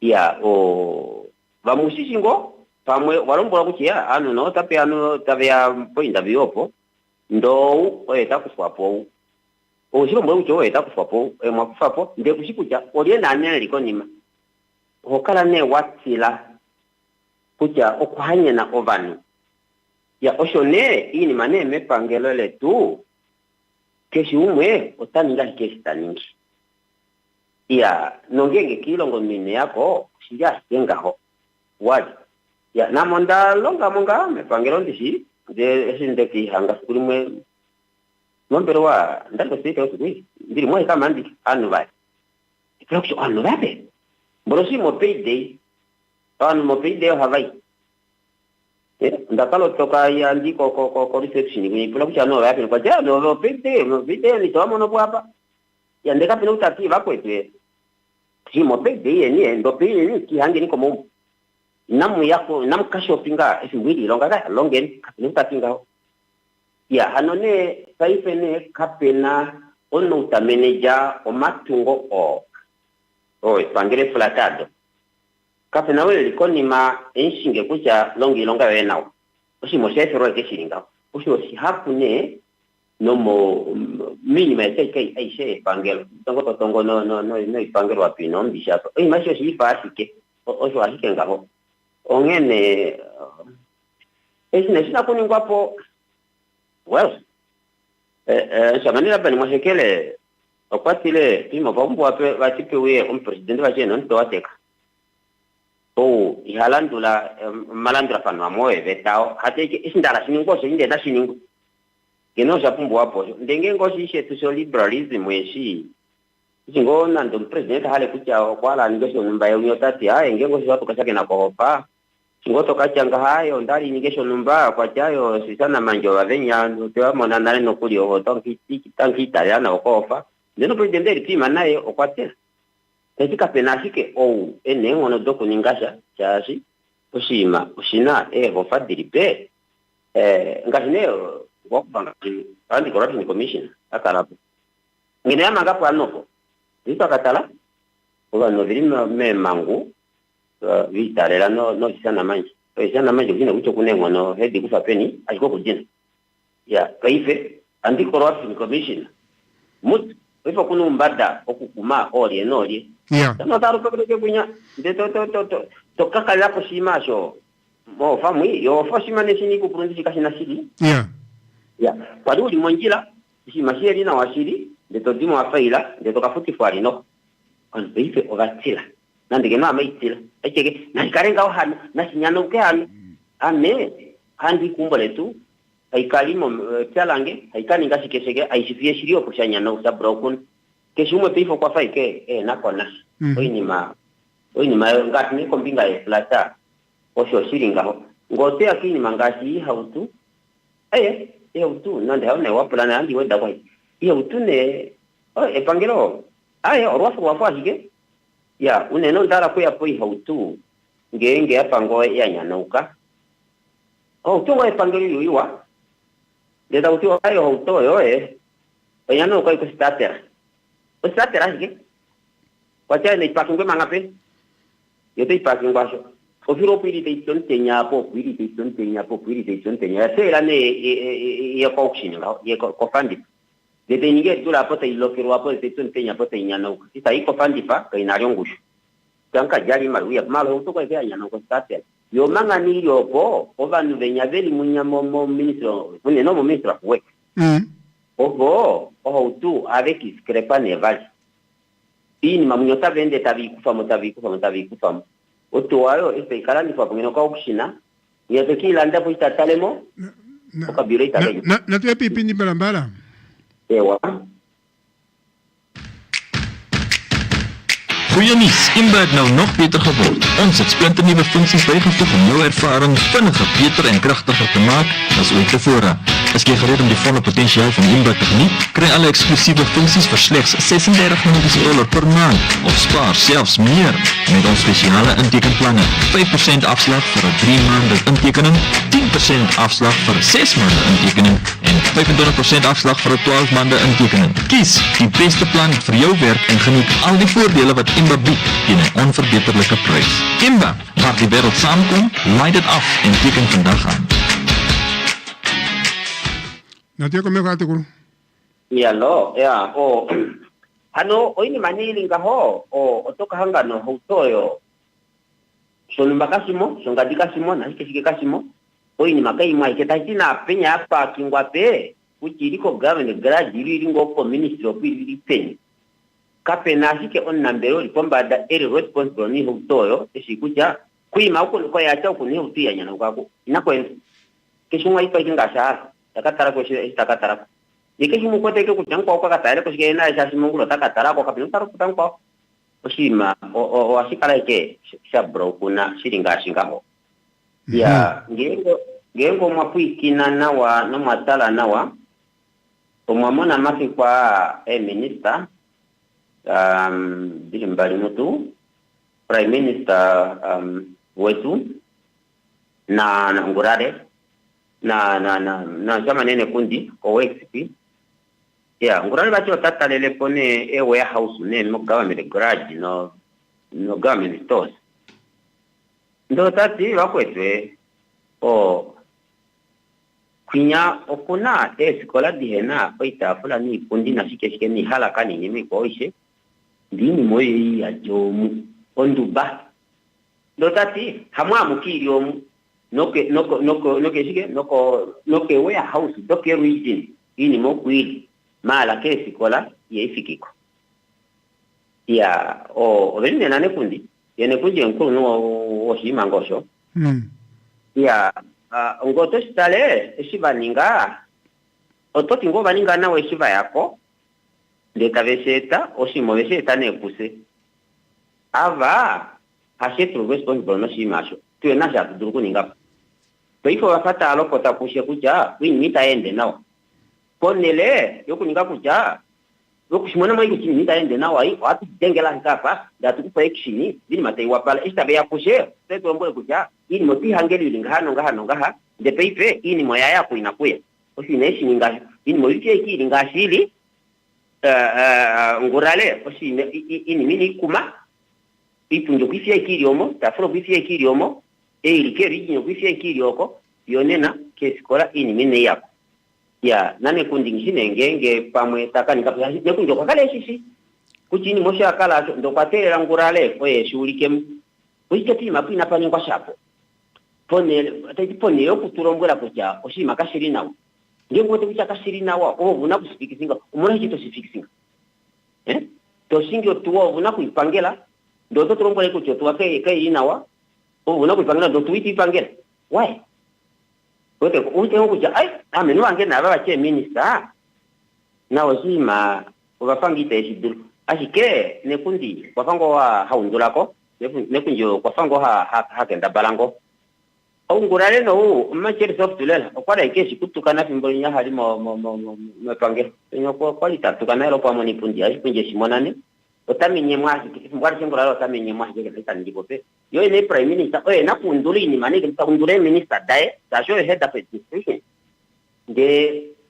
Ngwete na hita ningipope mapuko kwa wete nde kwa mwe nasiki pima upafumbwa onu nto wateka afambara sangwa sanga he sangwa kuchikubushi kucha nto ambara wateka taipo kati maponde ushima shakatimo municipal station de suspenda taundu kan solution de tihana unapomanga ya nto watekao ya nona ndoku okuli tarwa ningango risk yokusuingwa kakele okwalonga nga esa longo watiri kwango kwaninga shango haningisha ndeva mwabo ngulala bali apa oshima shimo kuliko oshonana sili sikola dihena oikwani pangifo ndoko magazina osto room oya dini mitaiwanamu dini mitai imatera shikoyo aba neshiri aba venduka ko hete kota ini motape itabi tala ko keru ijini jashi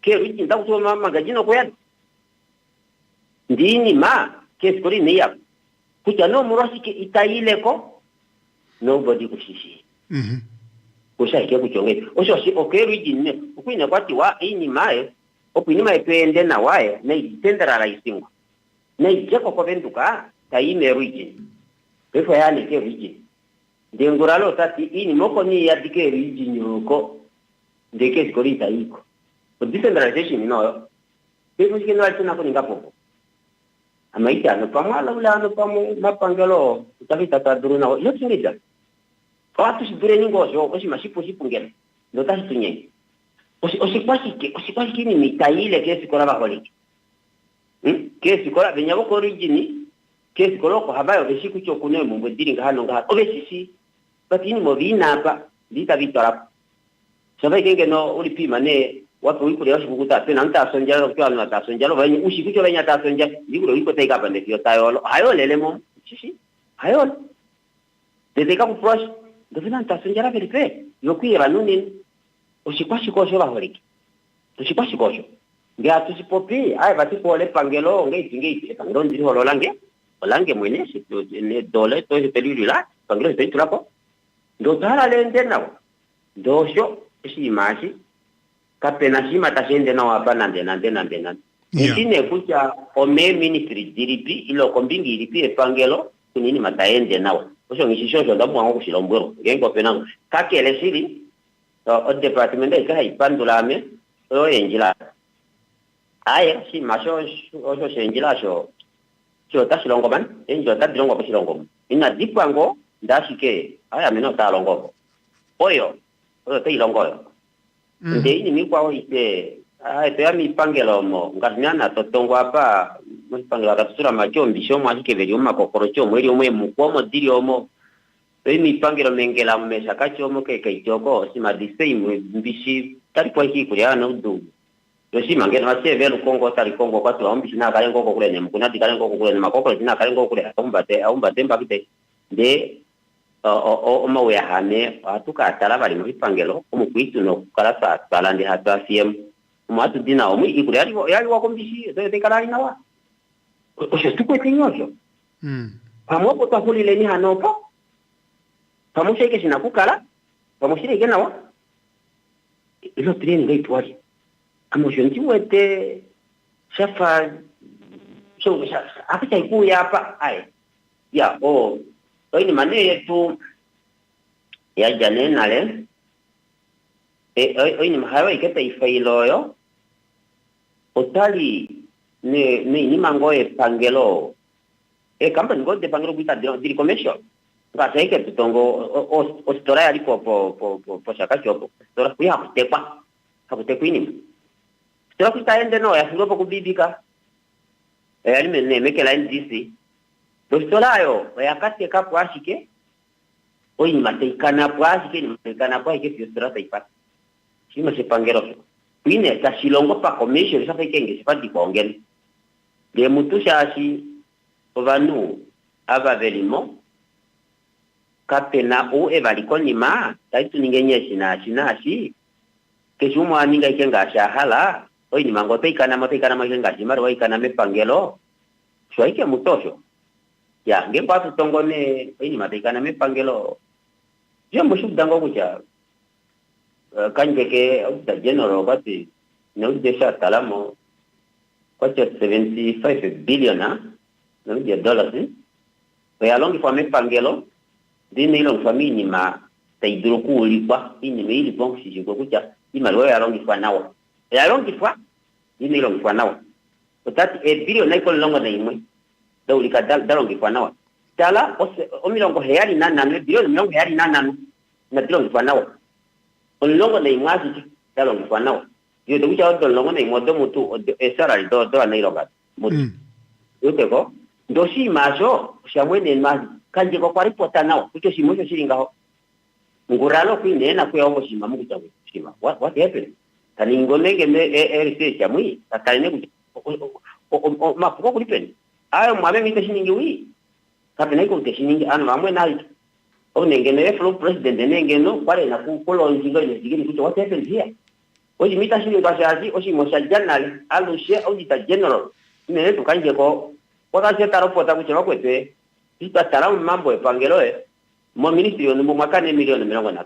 mo ministry ya yonga jomwakane ministry milioni long munyo mwakane milioni milongo banana no okay ese ha duro kuninga pale sahaba ifana executive director yuye teipurwa tenyamkula oshakuli lapo yuye tautona kafikiri longa yae tahiti ilonga ilingonga hili okwine to udanawa sine toka udane netumbo tapi shimakai shali business as usual onda kayo okwali nonkumu nokuye tupalela hope kucha it's no longer business as usual ushima pifo shashenje sinakuya tuningeni tusefe ndehitu etapa none na ipo pingono anwa bata dengere ngoza jae pakan fongkumo me flow one pingo tu singeshimo kushikwa tenena ama kwine dina monkumo me aish mashaka kuruka je kwa fali very normal amena ba ngawa tena wa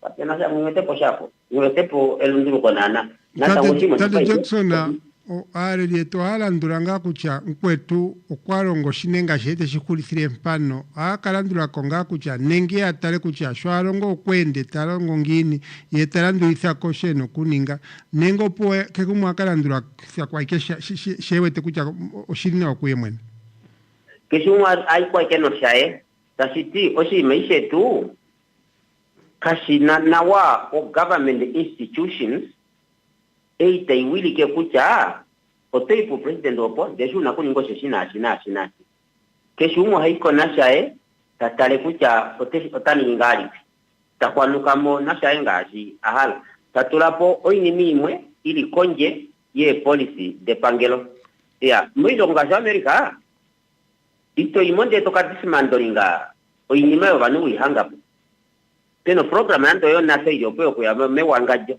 decho yo toki dismandolinga poyo ilo kune military base diri peni wachini mayo toki dismandolinga poyo hashoka hokaya opo tokele wapo ndo omu mwetu keshi umwe heana shae aja naso kiumbo lavo dine siku ndano vapao na asinea ahoro waku vapao aipi mapenya vapao uya impula kucha ankwete usahala nenge noe o ukaninge shina ilo toti ngali hai akuteke ode bala wa etati amhano tala ninga shi tuche ngashi okay ngashi president hagi gengo busha kuipunzi kuyapo no police ya kucha ame o hekempa ekanika po shige o food bengaba de keshe mo constitution tankala elimbali kulia talimeni ngwa koba nyasha dia ano shota kada habari kulia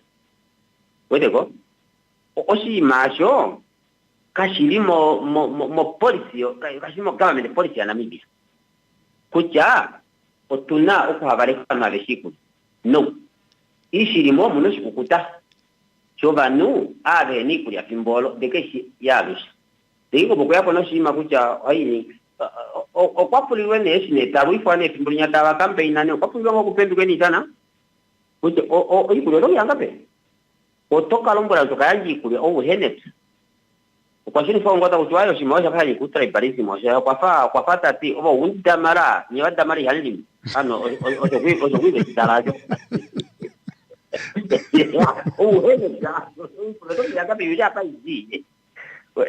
Yeah. Oh, malo kwa yangu ndo shima chae. Singa kaya mumushi na mbele na tala nawo siku yokuite kihangane tenishiri. Ushima shu na hikalonga. Yoku ina holo wane shiriko wane wa kunga hinda damara kimbolo ndakalamu. Ta chae o ene pahala o ene na inatungala ya so damara tungala ya ta kaya nja ikuria shari. Ano bali nyekutelela ikuria no ina yuya ne. Pano kunyanga ke uweza ne maulu kunya wakala ne very critical kujayo metrobo la people ya dikuria katika tiwe te kwa vaise feria. Okwea pono shima siri konje yo malandura fane pangela na media. Kuja aika habarekani kuja. Isi mayoka shimosho. Momila de pangole. Umune ke kuja itatuke fanu wa sonjala. Itatuti atuka habareka ke shimu ikuja. No, kashimokai. Utapo shima Moni shangwa de pangelo shemo. Mo minister of finance kwa kudima wa shemo. Bo kombero prime minister kwa kudikuri yo emergency sheko. De kuipo tseka jana shikumbola. Yo tapo yo tamwe nacho. Mo Afrika sho afuni ndosho. Ngeno kwa milongo inya ya developer. Ngeno kulito pini milingao no kworo bito holo. Naba kweno kuitekwe ferebobe kujini moto tongwe wane iza uto toke tulengita shiva kuna kimu mshitule milongasho. Tashishiva. Chosiriko njeno. No banune kunya iteke kuola hawe tukije to balombo likupu. Kakuna shima shiringao. Ngejo pende landa tuji uya loe halao. Na shimu mambo tuna mongo ombedi. Ya hano tati oba metunge tabaine kopa wa iha atare kucha mkweto kwa huli lapa ame anaitikile kwa nasi. Bunyo hea kwa keno shai. Teshukifa kuteshukifa. Inashipwa ngana wa mtu yengwa okwe yako. Tata kucho teshukifa peni. Usi ya onu ndamanake hapo sasa nangolo bumba nangolo boka chaye. Ame nginaje shenjepo itaikufa kwa mite iwe dapu. Ngonda anga posho wasiki. Ya muto shongo kakele ne kuchanga ho kwa mini nga kuchaye kwa fange henasha. Ishiri posho wasike ye mweneke na poma dirasha na weta potushi ya apa nenge no kune tusho power bane ta kuto is no longer business as usual kune tusho etumbulo ta pisha nolo onga singo idipante nyalo mbele ni ko enduka ba ne ta lonjinga o al dipiabo tati we mean business ano kune vitu kwa serious so kuja ai para japo tane we mean business bakata kana menu it doesn't mean business at all. Yeah, anonazi is not a business as usual. Nasho shafa ikesi kwa oshi kape nash. Ya tu landula umira tutare kuja mkwetu okwaya fiyo papa ame na ipikire kondendo ndonkalo una aishizula nende shuki panga. Ya sino pepe uwote otunanga jo ojima shiri poneke damapo. Pauta pa damapo. Pimo shimo kwa tura kucho pimo hatu ningi pondamando miatakala poma hapo ndizapa ningi kunini. Government came, government went. Nothing, napani ngwasha. Pamweni waji. Ongepa kupilo kitapea mwara boko kata kwinya. Hivi chiki nekea bali anu na watanguline pongo. Okay, matangunane mara bina munghala. Inde ipone na yapo, na tuyapo. Atumisha ngwapo. Soba. Ya, atusong kwa maholi yeri po Kavango po. Dia atutanguna. Inatuya po. Kapena shafi yopi foshi moshamwe nanje. Ya, okuinda telela nenge no president utukwete papa. Awapeke oinima yo food security. Unene umapya umanene elekevalela Namibia konga so system no ndonga line no. Ya inefficiency nyali mongeni kalengo ya jamo ya usimashete pochango ndeshindu dite inapia shana na songu doka ya natango sapa ike chili of business as usual tanti mapo opali wano hadu va produce ni mandeta vilandi dima rote idimu paveta patu ima ruwa vina kuitara community of finance taifene komisa finance okoneo vena kupewayo umakwafo Pepe ndi madika dafika na kuja imaliwa ya mbuta. Na kuja imaliwa ya fertilizer mausoshi. Na kuja imaliwa kupangira pomba. Na kuja imaliwa ya yenye haka like ina alima bali. Wakata tango si masho. Dena tango tofangi na passenger sa unene na tango sile genga ho. Ya hatu ya po inyuma yo hatu kwa ngone ndisi success na government mapangiro hatu kile kuinyimi kwao ya otakala tuna shene bana mapya hatukenda barango tulimo mapyetu aiko takumbwa ne kwafo cha shoduri hilo kwa baje simbolile tunakuendelea kulima utakumbwa no mamba kumbako aya lishangifeni tamfutu apishangalo pangeo datufutu ajo mamba kumbako pangeo te etrimini oba mamonye ngo lishangifire durana no dapi defio peifeji ina prorigo ya shakala nenga kanje otabule lombole kucha yes wako tendimo dono yamba kumbako inimisho tayu ya ewa ngahanga kanje ita ki denga kui okunomba kumbako audio mamba kumbako ina service ilo ta dio maholi ilo ta nibishiki kanje ro afini ni kwana arukile kwa bantu bai oi bako politare ni kujeta ninga ipi kakunamba kumbako koshima oi kayumo tarake kujeta ninga ipi anuko stane ni mawe tunale oshima natango pima puina passenger oshima shikulu kwa ikene tumba wana esiwapekazike kucho shimo shakala ngahoe ameishikile ndameishi wapekene kwa ni mulimi ni maeni mulandife mwete ikuli hapo malimbo shwani ina pani ngosha pio pese sei tongonga wano odrange ya jokosiso ni ya jagoi ano pakala patele lomba kumbako inatuwa mona popo ishingo tulinga inatuwa mona popo nde oshima takutuwa ngoshi not business as usual wameshime is really business as usual kapena shaka ya hano ya tutale pona wapo tutale kuja omapangiro ngashi tuti Israeli wa America Germany yoshi kuba menyo hatale koshiwana asise oshimisha wapale ndowishi so wapale ndowishi kesi nonge toike pangiro ko otoiko ukawa palele obando ushabisha ndeshe ngehatiko koshipunjoko watiko tukapanishe bonumba kwiveringe nai tukalye bonga jeshipungo tukiva lyonjala tukaninga abanga hanga tukayambidide aba sapotade tirwe friend detu shosho atiko tukaningosho ndia tutare kucha anga shoba Israeli tatu otonko ndoto iko tukakala po Israeli abish kucha no siasho atuningosho so atiko tukali wa monjala shashina tuvala shashive tenda nai osho atuningosho mushima nano wangoga hipini mangoyo yo timu harambe no timu swapope ushima nyoshiri njala shi toipima ndoto ka denga bamwe behene kokulekwi shashuhe bahol shahimu yihole yankwata fami dena bwana Namibia ngo oshima sho Namibia sho mushome poyo kaimoyo kaya omuna kucha oshima ngo shinya sha poza kapya si job is for comrade ima nyosho shirimo Namibia si sho shirimo domanga iketu shinenyo sho mamipede to mamipimade to mo sha trongo na sho I forget it tapife ngahita kutuo penango opastra dalili ne mo so very for kwesta sho ka ko congress ako auto anga penango ka grupa ka pena Kenya chane kamwe komo ka grupa ako kawina ndeta kawino president don't president no takaya ko president okuna kudengo kufanya kuita lelo lisabe kuna kuwapatera point ngaho you are not there for Namibia ulilepo oba Namibia ulilepo ike ukagrupa ko yoko peife ne